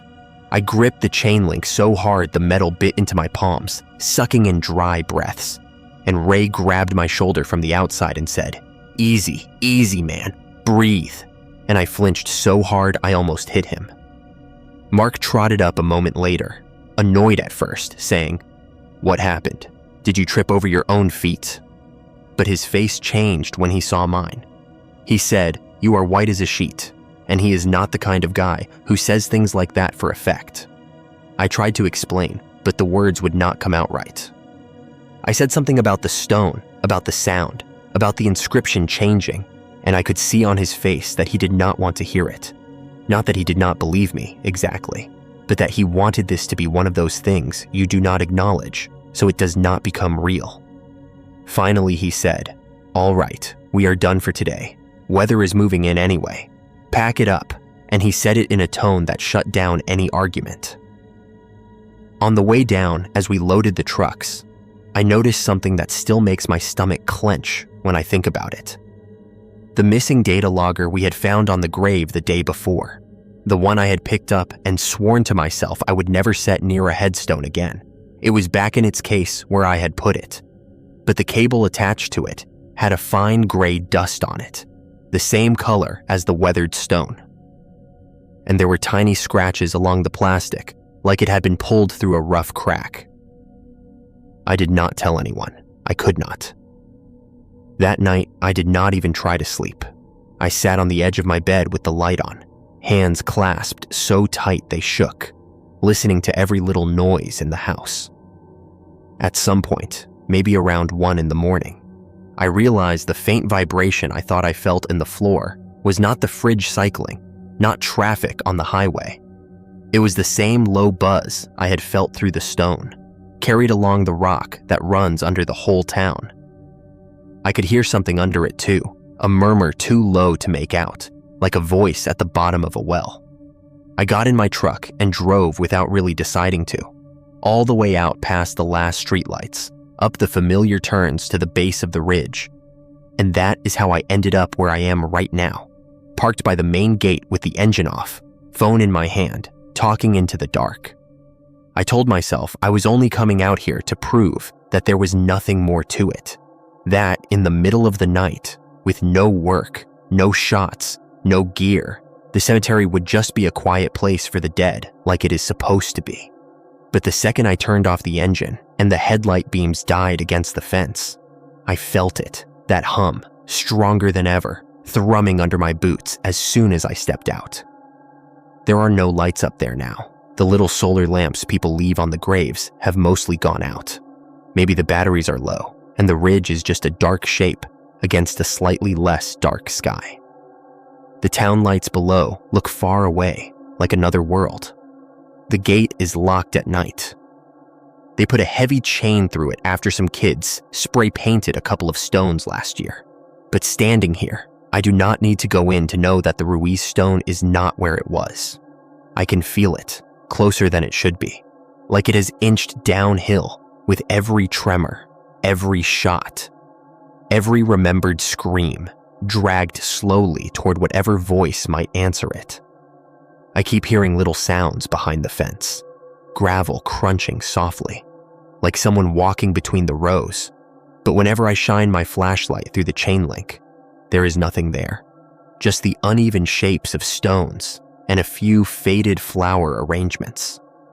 A couple of times now, as I have been talking, I have heard my own words come back at me, not as an echo, but repeated, slightly off, like another voice trying to match the rhythm. I will say, I am telling you. And a second or two later, from up the hill, there will be a faint, I am telling you, stretched and cracked. The last time it happened, I called out, without thinking, I am sorry, we cannot help you. And the answer that came back rode the hum in the ground like a current. You heard. The words were broken up like that, each one squeezed through rock, and for a second, I felt something tug at me, like a rope around my chest. I grabbed the fence with both hands and leaned my head against the cool metal, eyes closed, and I saw, as clear as if I were standing there, men in old work clothes, faces smeared with dust, standing in a rough semicircle around a fresh boarded shaft, listening to a voice from below. Some of them had their heads bowed, some had their hands over their ears, and one man, one with a mustache and lines around his eyes, was turned away, walking back toward town with his shoulders hunched. I knew somehow, in that strange way you just know in dreams, that he was the one who had lived long enough to tell Ray's granddad, that he was the reason anyone remembered any of it. The scene flickered, shifted, and I was back in my truck, knuckles white on the steering wheel. I do not know what this thing wants from me, beyond what it has already taken. I did not seal that shaft. I was not even born when they filled it. I am just some guy with a callus on his thumb from wrapping cable and a rust stain on his shirt cuff from a drill stand. But I keep thinking about that line on the stone, The one I saw. The one no one else will believe was ever there. You heard me. You left. That is what it keeps coming back to. Not the men who sealed him in, but the ones who heard and went away. I heard. I went away. Twice now. 3 times if you count tonight. Every time I get close, the air fills with that buzzing and those words press into my bones. And every time I step back, get in my truck, drive down the hill, act like the world is still the same. I am not going back up there. I am not. I am not going to climb that fence and walk between those stones and put my hand on that marker again. I know what would happen if I did. I would feel that vibration, hear that screaming turn to words, and somewhere under it all, I would hear my own voice joining in, not from my mouth, but from the rock. Maybe that is what happened to Ray's granddad, why he could not stop hearing it. Maybe that is why the older guys at the yard do that half smile when you say Dead Horse Ridge and say good luck, like they are not sure if you will come back with all of yourself. I am telling you this because I need it to exist somewhere outside my head. I need someone, anyone, to know that there is a grave up on that hillside that does not hold a body so much as it holds a sound, a man stretched into noise by time and pressure and endless repetition. If you ever find yourself near a little desert town with a cemetery clinging to the side of a ridge, and you hear a low vibration in the soles of your boots as you walk past, do not go in. Do not stop by the fence like I am doing right now. Do not listen too hard when the wind shifts, because once you hear him, really hear him, it is like something hooks into you. You drive past another cemetery miles away, and the radio cuts out for a second, and in that static, you think you hear the start of that same voice. Help me, still here, do not leave me. And you turn the volume up, change the station, anything to drown it, but it is already under your skin. I do not walk past cemeteries anymore if I can help it. If I see headstones from the road, I change lanes, I look away. My hands clamp on the wheel. I do not go to funerals now, not even when I should. I sent flowers when my cousin's father passed and made up a story about a job out of town because the thought of standing by an open grave, listening for any sound at the edge of hearing, made my vision blur. I crossed the street to avoid the little memorial plots by churches. I do not let my mom put flowers on my grandparents' graves anymore. I just say I am too busy, it is too hard, some excuse, because the last time I tried, I heard the tiniest scratching under the grass that no one else seemed to notice. I am sitting here, in the dark, with my truck's dome light off, and my phone screen the only glow, and the hum under my feet is getting stronger. I can feel it through the frame of the truck now, a steady thrum, like a hand knocking from below. The fence rattled a minute ago, just once, a sharp shake like something heavy brushed against it, and I flinched so hard my neck hurts. I know I should turn the key, start the engine, drive away, and never come back. Maybe even move to a place where the ground is solid and flat, and there are no old mining shafts under the houses. But my hand will not quite close on the keys. It is like that buzzing is running through the metal into my bones, making my muscles slow. There was a moment, just now, when the hum rose and I heard a new set of words pressed into it, the voice closer than it has ever been. You came back. Do not go. I am not special. I am not brave. I am just tired and scared and talking into a cracked phone screen because I do not know what else to do. If you hear that line somewhere, if you ever see a headstone with words that do not make sense, look away. Keep walking. Do not answer. Because once you do, once you stand there and listen and then turn your back, you are part of the story that stone tells, and it does not forget. I do not know if I am going to be able to leave this time. I am going to try. I am going to put the phone down on the seat, take the keys, and turn them like it is just another day finishing another job. If I make it back to town, if I spend the rest of my life, avoiding every cemetery, every graveyard, every little cluster of stones by the side of the road. Maybe the hum will fade. Maybe the voice will sink back into the rock. Or maybe one night, years from now, I will be driving some other lonely road and feel that vibration under the tires. Hear someone in the back seat whisper, "We heard you, we answered." And realize I never really left that hillside. I am telling you, man, I swear to God, I will not walk past cemeteries anymore. My name's Kevin Rowe. I'm from a little place outside Blackwater, Louisiana, just past the parish line where the road dips and floods when it rains. And I work as the groundskeeper for the cemetery out there. The one behind the old church with the rust on the bell and the swamp pressing in on all sides. And I need you to listen to me because it is after 3 a.m. right now. And I am sitting in my car by that same fence with the engine off, watching my battery light come on and go off. And if I go home without saying this out loud, one time, I do not think I will sleep at all, not even for a minute. Today was like every other day. That is the part that bothers me the most. How normal it started, because I woke up in that trailer they put on stilts behind the maintenance shed. And the first thing I remember is the sound of the window unit rattling and not doing much, and the taste of yesterday's coffee on my tongue before I even got out of bed. And when I finally sat up, the digital clock on the milk crate next to my mattress said 5:17, that ugly green light, and I thought I had another 10 minutes before the alarm. But then I remembered I never said it last night. I pulled on the same work pants I always wear, the dark ones with the grass stains around the cuffs that do not come out anymore, and the gray shirt with my last name stitched on a patch over the chest. Row W in red thread that is starting to fray.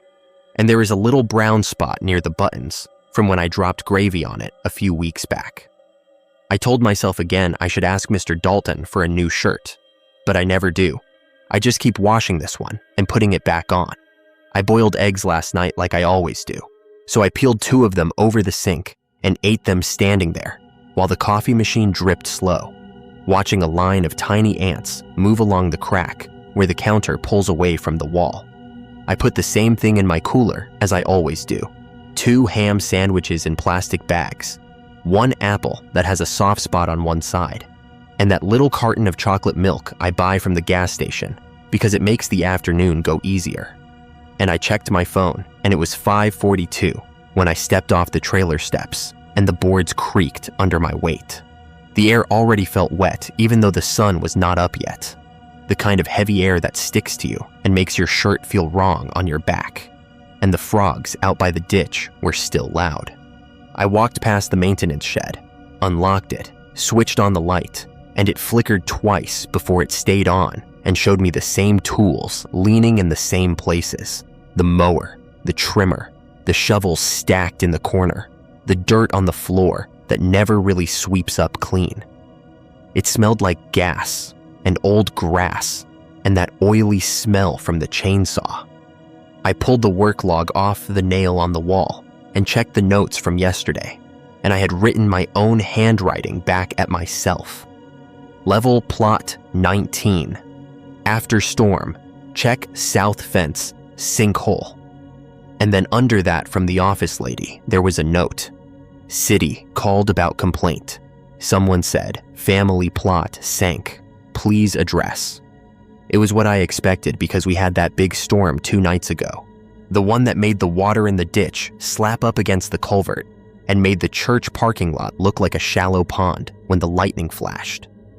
When it rains here, the graves on the lower side swell and settle and sometimes lean, and it is my job to smooth them, add dirt, seed grass, make it look like nothing strange ever happens to the ground.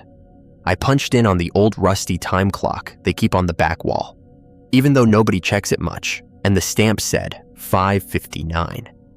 And I remember thinking I cut it close but was still on time. I took the small gator cart instead of the pickup because the ground was soft, and I loaded it with the flat shovel, the tamping tool, a bag of dry dirt, and the little level I used to make sure stones do not lean too much. The sky was just a lighter shade of black when I drove out past the back of the church and through the metal gate into the cemetery. The gate squealed the same way it always does, and I told myself again I should oil it.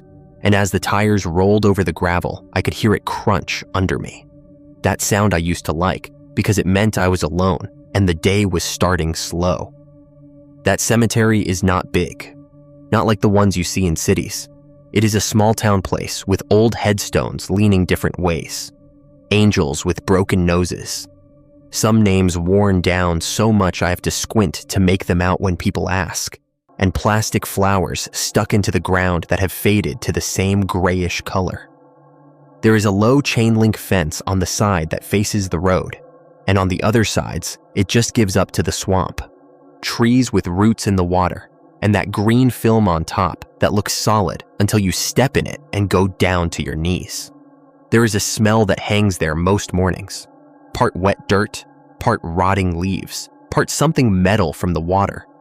And it was the same smell this morning, nothing special. I parked the gator near the newer section where the numbers are painted on small metal stakes so I can match them to the map in the office, and I found the little sign that said 19 in black. The grass there was still damp from the storm, and my boots sank a little as I walked. When I looked at the grave, man, my stomach felt strange right away, even though I told myself it was just the coffee. The dirt over that plot was pushed up higher than it should have been, like someone had turned the mound over from underneath. I know what settled ground looks like. I have been doing this job for years, and this was not that. The top of the mound had cracked, long lines from one side to the other, and it looked dry on top, even though everything around it was wet. The headstone itself, a plain gray one with simple letters, had tilted forward more than yesterday, and there was a small gap at the base where I could see dark dirt and a hint of something pale. And that is where I looked away on purpose. I checked the tag by the stone to make sure I had the right one. Lot 19, last name Gerard, first name Annette, year of death 1893. It is one of the oldest graves they still keep up in that section. I had tamped that mound down just 2 days ago, right before the storm hit, I remember, because I ate my second egg sitting right on the edge of that plot, and it had been smooth and low then. Now it looked raised and cracked like a loaf of bread someone overbaked. I am not supposed to think in pictures like that, I know, but that is what came to mind, and I pushed it away. I told myself the water table did something weird during the storm. Maybe the coffin shifted and the ground moved. That happens sometimes. It looks strange. You fix it and move on. That is the job. So I set the level up against the stone and saw how far off it was. And I told myself I would log that, and maybe we would need to brace it later. And I took the shovel and started slicing off the top of the mound to even it out. The shovel went in easier than I expected. The dirt soft, and there was a smell when I turned the first scoop, a kind of wet, old smell. Not strong, just wrong in a way I cannot explain. I looked around then, just out of habit, but there was nobody there. Just a couple of blackbirds on the far row and the crooked cross on the tallest stone near the oak tree. I kept working. I shaved the mound down, pulled the dirt into the wheelbarrow, tamped what was left like I always do, pressing the ground flat, feeling it solid under the tool. It is simple work, but when you do it right, the ground feels honest under your feet after. Today, it did not. Every time I tamped one spot smooth, another spot next to it seemed to rise a little. Not much, just enough that I would see a small crack appear again. I thought maybe I was imagining it. I was sleeping bad this week, waking up 2 or 3 times every night because of the thunder and the wind shaking the trailer. So I told myself my eyes were playing tricks. And I kept at it until my arms were tired and sweat was running down my back, even though the sun had barely come up. Finally, I got the surface mostly level, and I patted it with the flat of the shovel and said out loud, "That will do," the way I always do when I finish a plot. I checked my watch. It was 7:12. The church parking lot was still empty. No cars, no people, just that hollow quiet you get between the frogs, going quiet, and the birds really starting in. I drove back to the shed, logged what I did, and then went about the rest of my day, trimming around the newer stones, picking up faded plastic flowers that had blown over, fixing the little flags in the veterans section that always lean after a storm. Normal things, ordinary things. I ate my first sandwich leaning against the back of the shed at 11:30, watching a dragonfly hover over a puddle, not thinking about Lot 19 at all. The first truly wrong thing did not happen until after lunch. Around 2, the office lady, Carla, called me on the radio. Her voice crackled and she said, "Kevin, the city called again. They say that family grave by the tree looks bad. Did you fix it?" I told her yes, I did it first thing. It is good now.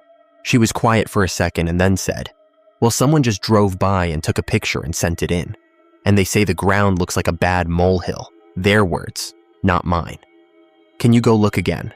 I remember looking at the sky, bright and hot and blue, and I almost told her I had other jobs, but it is my work. So I said, "I am going now." I took the gator back out. Same route, same gate squeal, same crunch of gravel, and when I turned into the row where 19 is, my hands went cold on the wheel. The mound was back, higher than before. I had cleaned it that morning, you have to believe me.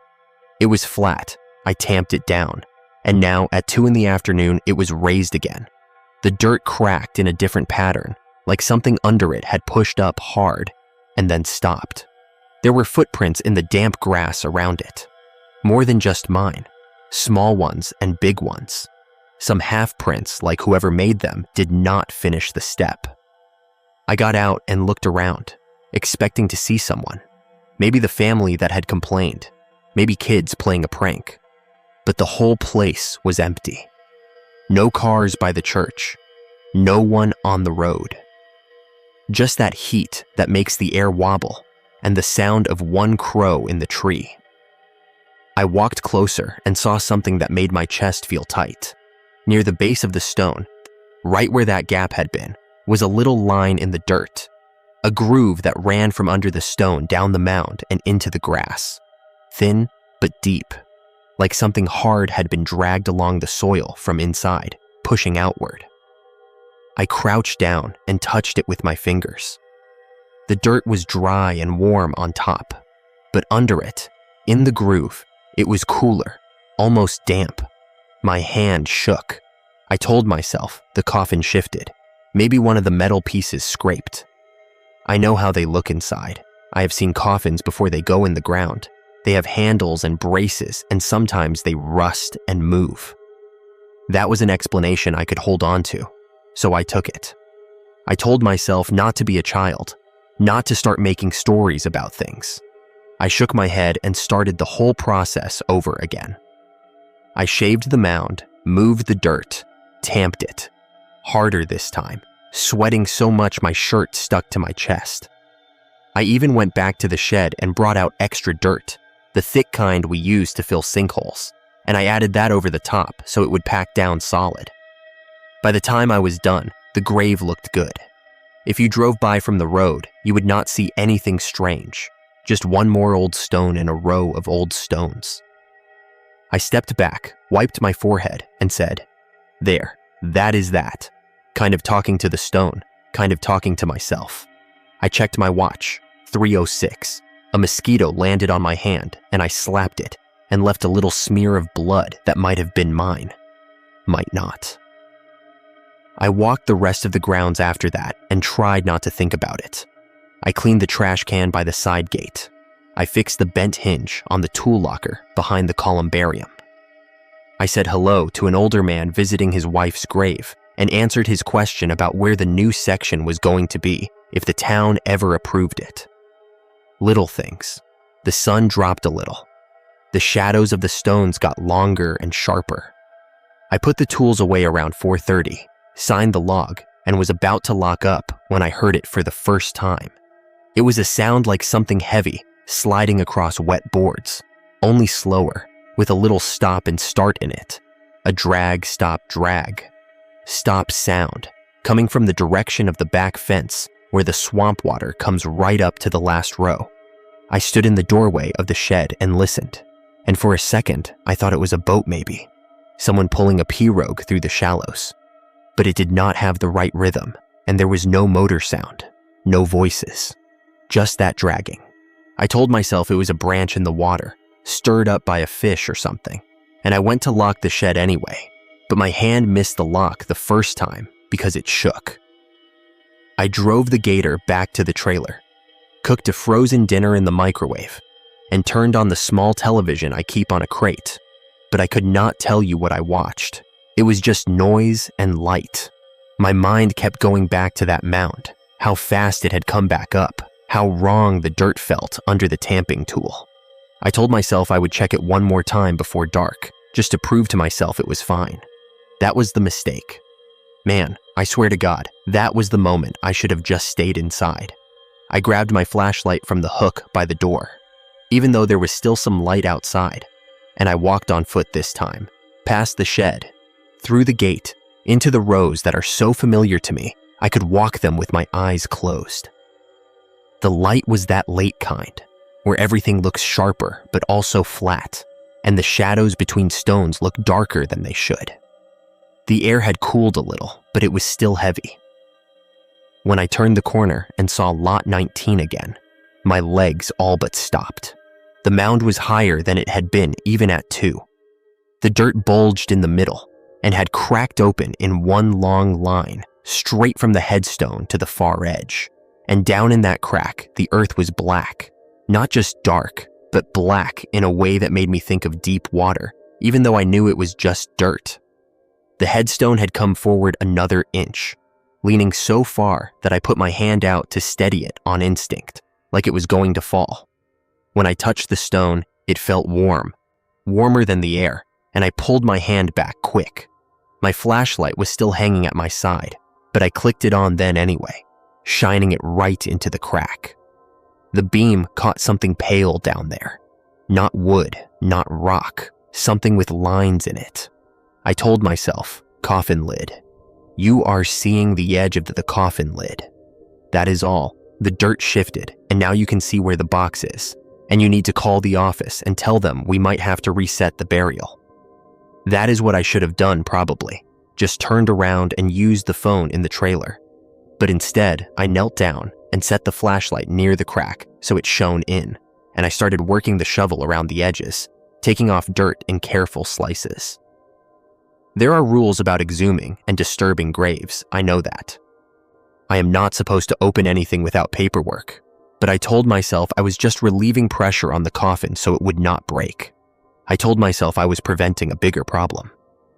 As I worked, I became aware of the sound again, that dragging, only fainter now, and I realized I could hear it even though I was not near the fence or the water. It seemed to come through the ground itself, a slow scrape under my knees, through the handle of the shovel. I stopped. The sound did not stop. I held my breath and listened. Drag. Stop, drag, stop, like someone with no strength left pulling something behind them, inch by inch. I said out loud, "Is someone there?" Which is a stupid thing to say because of course nobody answered, and the sound went on the same. I wanted to stand up, to back away, but my eyes stayed on that crack in the earth and the pale thing showing through. I dug more. The dirt came away in clumps that stuck together, even though the top layer was dry. Every shovelful I moved seemed to make the sound clearer, like it was not coming from a distance anymore, but from right under the spot where I was working. Finally, I put the shovel down and used my hands, scraping the dirt away from the top of the coffin. Because that is what it was. I could see the wood now, or what was left of it. It was old, darker than most, with iron nails that showed as little orange flecks. There should not have been that much of it visible, not if the grave had been set right, but there it was, barely a foot below the surface in places. I brushed my fingers across it, and the wood felt swollen and soft in some places, hard in others, like parts of it were new somehow. My hand found a line across the middle, not lengthwise like the lid edge should be, but crosswise, a shallow groove cut into the wood.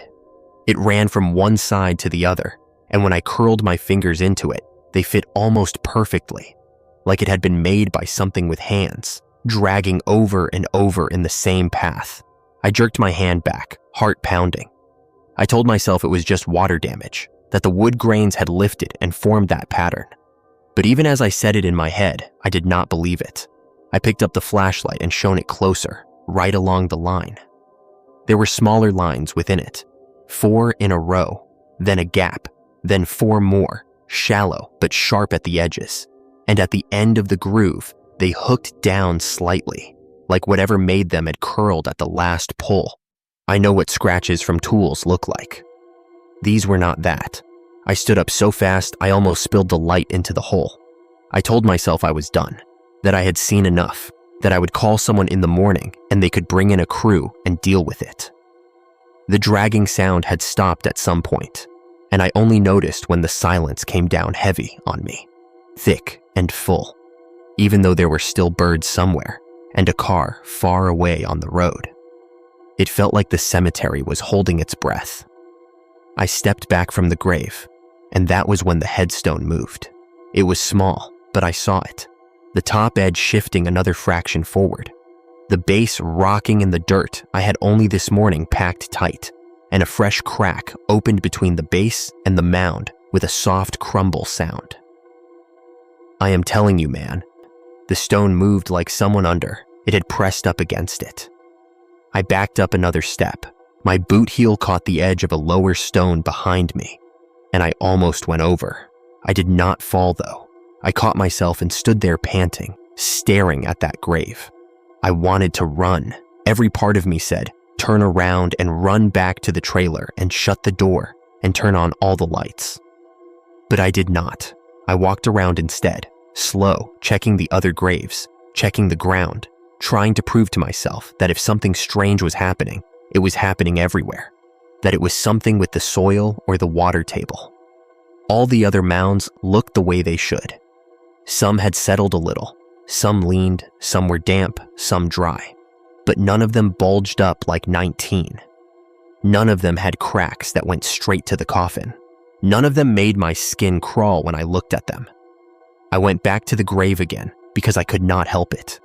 The flashlight beam shook in my hand. The groove on the coffin lid seemed deeper now, even though I knew that was not possible. I told the air, I am going now. I said it like I was talking to a person, and I picked up the shovel and jammed it upright into the dirt at the foot of the grave so I could find it easily in the morning. Then I left. I walked back to the trailer, went inside, and locked the door. Even though I never lock it usually, I turned on the television again and let it talk at me while I made another coffee, even though it was after 6. I held the mug but did not drink much.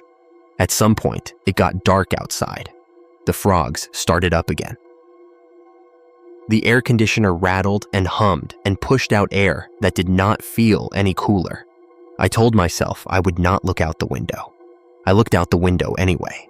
From my trailer, you can see the tops of the stones in the older section if you angle your head, just the pale shapes against the darker grass, and beyond them, the line of trees and the shine of the swamp when the moon is out. Tonight, there was a gray light from behind the clouds, just enough to show the outline of things. And in that light, I thought I saw the ground near the oak tree shifting, a slow rise and fall, like someone under a blanket breathing. I blinked. It did not do it again. I told myself my eyes were tired. I closed the curtain. I tried to watch a game show. I do not remember the questions. I must have dozed in the chair because the next thing I knew, my phone screen lit up on the crate and it said 127, bright in the dark. And the television had gone to that quiet late-night commercial that loops the same images. The air felt wrong somehow, thicker, and there was no frog noise at all. The silence woke me more than anything. It was the same kind of silence as earlier at the grave, full and heavy. My first thought was that the power had gone out, because it gets like that when everything shuts off. But the window unit was still humming, and the little light on the microwave was on. The sound that replaced the frogs came a few seconds later.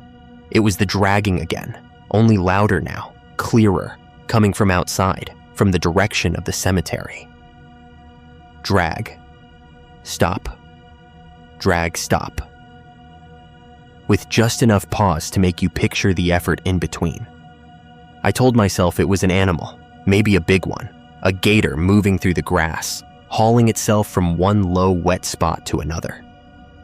The trailers here get things under them sometimes.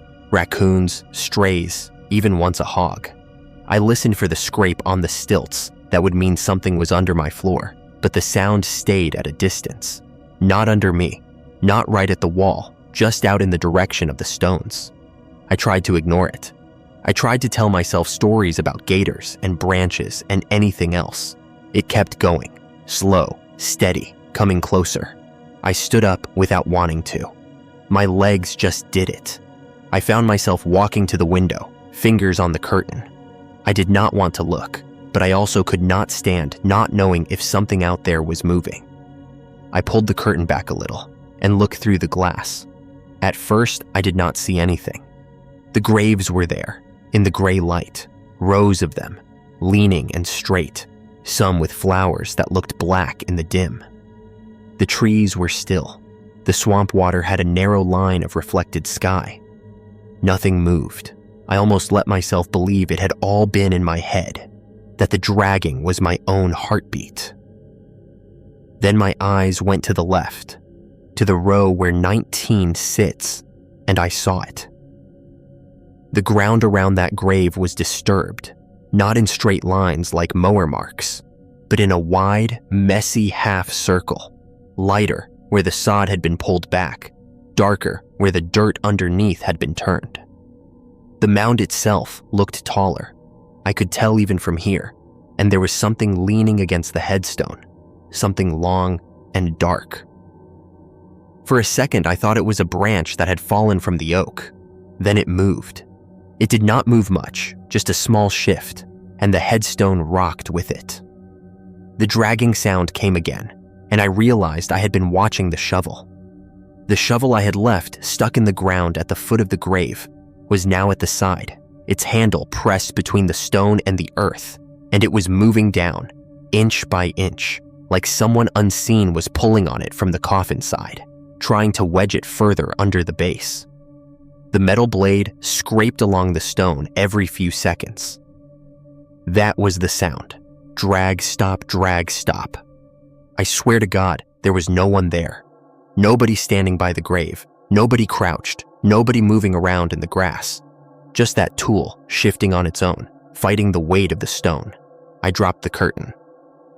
I backed away until my calves hit the chair. My heart was beating so fast, I felt it in my throat. I said out loud, "No, no," like that would make it stop. The dragging went on a little longer, maybe half a minute, maybe more.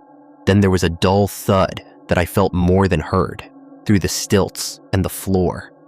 And then nothing. The frogs did not start again. The silence stayed. I did not look out the window anymore. I sat in the chair with the television still glowing and my hands pressed together so tight my knuckles hurt. I told myself I was going to wait until morning and then I was going to quit this job. Tell Mr. Dalton I could not do it anymore. Let someone else cut the grass around those stones. I thought if I just got through the night, I could make it a thing in the past. But the night did not just pass. It did something to my head. I do not know how long I sat there before I realized I was hearing something else. At first I thought it was the wind, but the trees outside were not moving. Then I thought it was the television, but when I hit the power button, the sound stayed.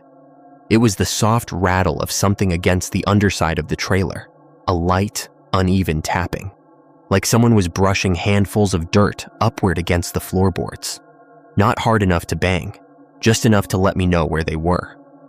The pats moved from one side of the trailer to the other, slow, thinking, as if whoever did it was learning the shape of the place I sleep.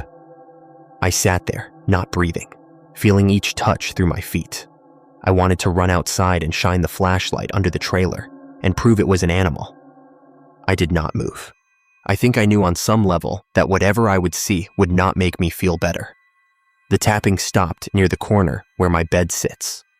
It stayed there, quiet, like something deciding. I whispered, "Stop, please stop," not even sure who I was talking to. There was one last slow scrape, straight along the bottom of the floor, and then it was over. The frogs did not come back. The night did not go back to normal. It just went gray around the edges until the digital clock said 3:03, and the sky at the window was less black, more like charcoal. That is when I could not stand it anymore, and I took my keys and my phone and came out here to the car, parked where I can see the fence, but not the graves themselves if I do not turn my head too much. That is where I am now, engine off, so I do not waste the battery.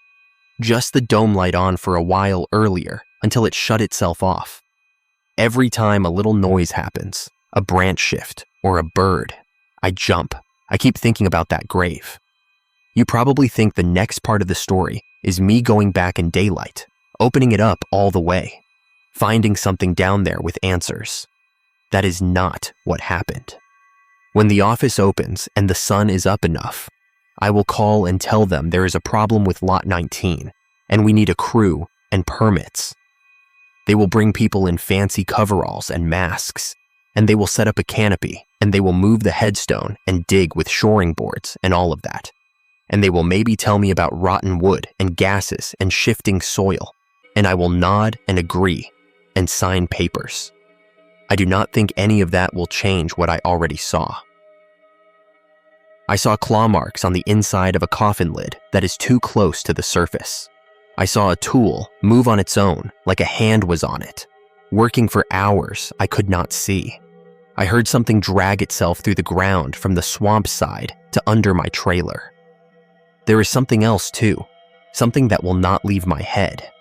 After I saw the mound rise the second time, when I went back to the shed for extra dirt, I had to check the burial book. You know, the big one with all the scrawled names and dates, the records from before they digitized anything. I flipped to the page with the older plots, found the line for Lot 19, and it was there just like always. Gerard, Annette, 1893. Interred, no exhumation. I remember tracing the letters with my finger. Then, later, after I had seen the coffin lid, after I had watched the shovel move, something in me needed to see that line again, like maybe there would be a note I had missed. When I opened the book a second time, the page looked the same at first, but when I found 19, there was a faint line through the name. Not a clean crossout, just a light line, like someone started to strike it and stopped halfway. Next to it, in different ink, were 3 letters. That did not match any code I know, not the usual abbreviations for moved or cremated or anything. Just 3 letters that looked more like someone's hand slipping than writing. I blinked and looked again, and the line was gone. The letters were gone. Just the name, plain like always. Maybe I saw it wrong. Maybe I am tired. But now, every time I shut my eyes, I see that line go through her name again, faint but sure. Like the record itself is trying to erase who we think is down there. The thing that bothers me most is not what I saw, but what it all means when I put it together. If that coffin is really that close to the surface, if it keeps rising every time it rains, if something inside has been dragging at the lid enough to leave marks, then how long has it been doing that? How many storms? How many times did I tamp that ground flat and walk away while something under it pushed up inch by inch? I see now all the days I walked past that grave with my trimmer over my shoulder, thinking about lunch or the game, not looking too close, while fingers were maybe less than a foot below my boot heel. I cannot prove any of this. In the morning, if I sleep at all, I will be the tired middle-aged man telling a story about noises and shifting dirt. And people will nod and say the bayou does strange things with the ground. They will say coffins float when the water rises. They will have explanations that sound neat. I am not asking you to fix it. I am not even sure why I am saying it all, except that it feels like if I keep it inside any longer, it will do to me what that grave did to the dirt, push everything else out of the way, and rise until it cracks the surface. I know one thing for sure now, and that is that I am not going to be able to walk across a cemetery the same way again. I used to cut across other burial grounds when I visited my sister in another town, because it was quicker than going around, a straight line from one street to the next. I would read names on stones without thinking. I cannot imagine doing that now. If I see headstones from the road, I will turn down a different street, even if it adds time. If someone I care about has a funeral here, I do not know if I can stand by the grave and watch them lower the box, knowing what the ground can do later. I used to look down when I walked between rows, so I would not trip.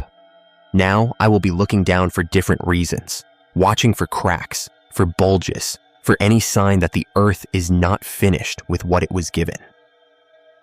And every time it rains and I feel the trailer shake just a little on the stilts, I will be listening for that dragging under the waterlogged soil, that slow drag stop, wondering if the thing that got a little closer tonight is patient enough to wait out the rest of my life.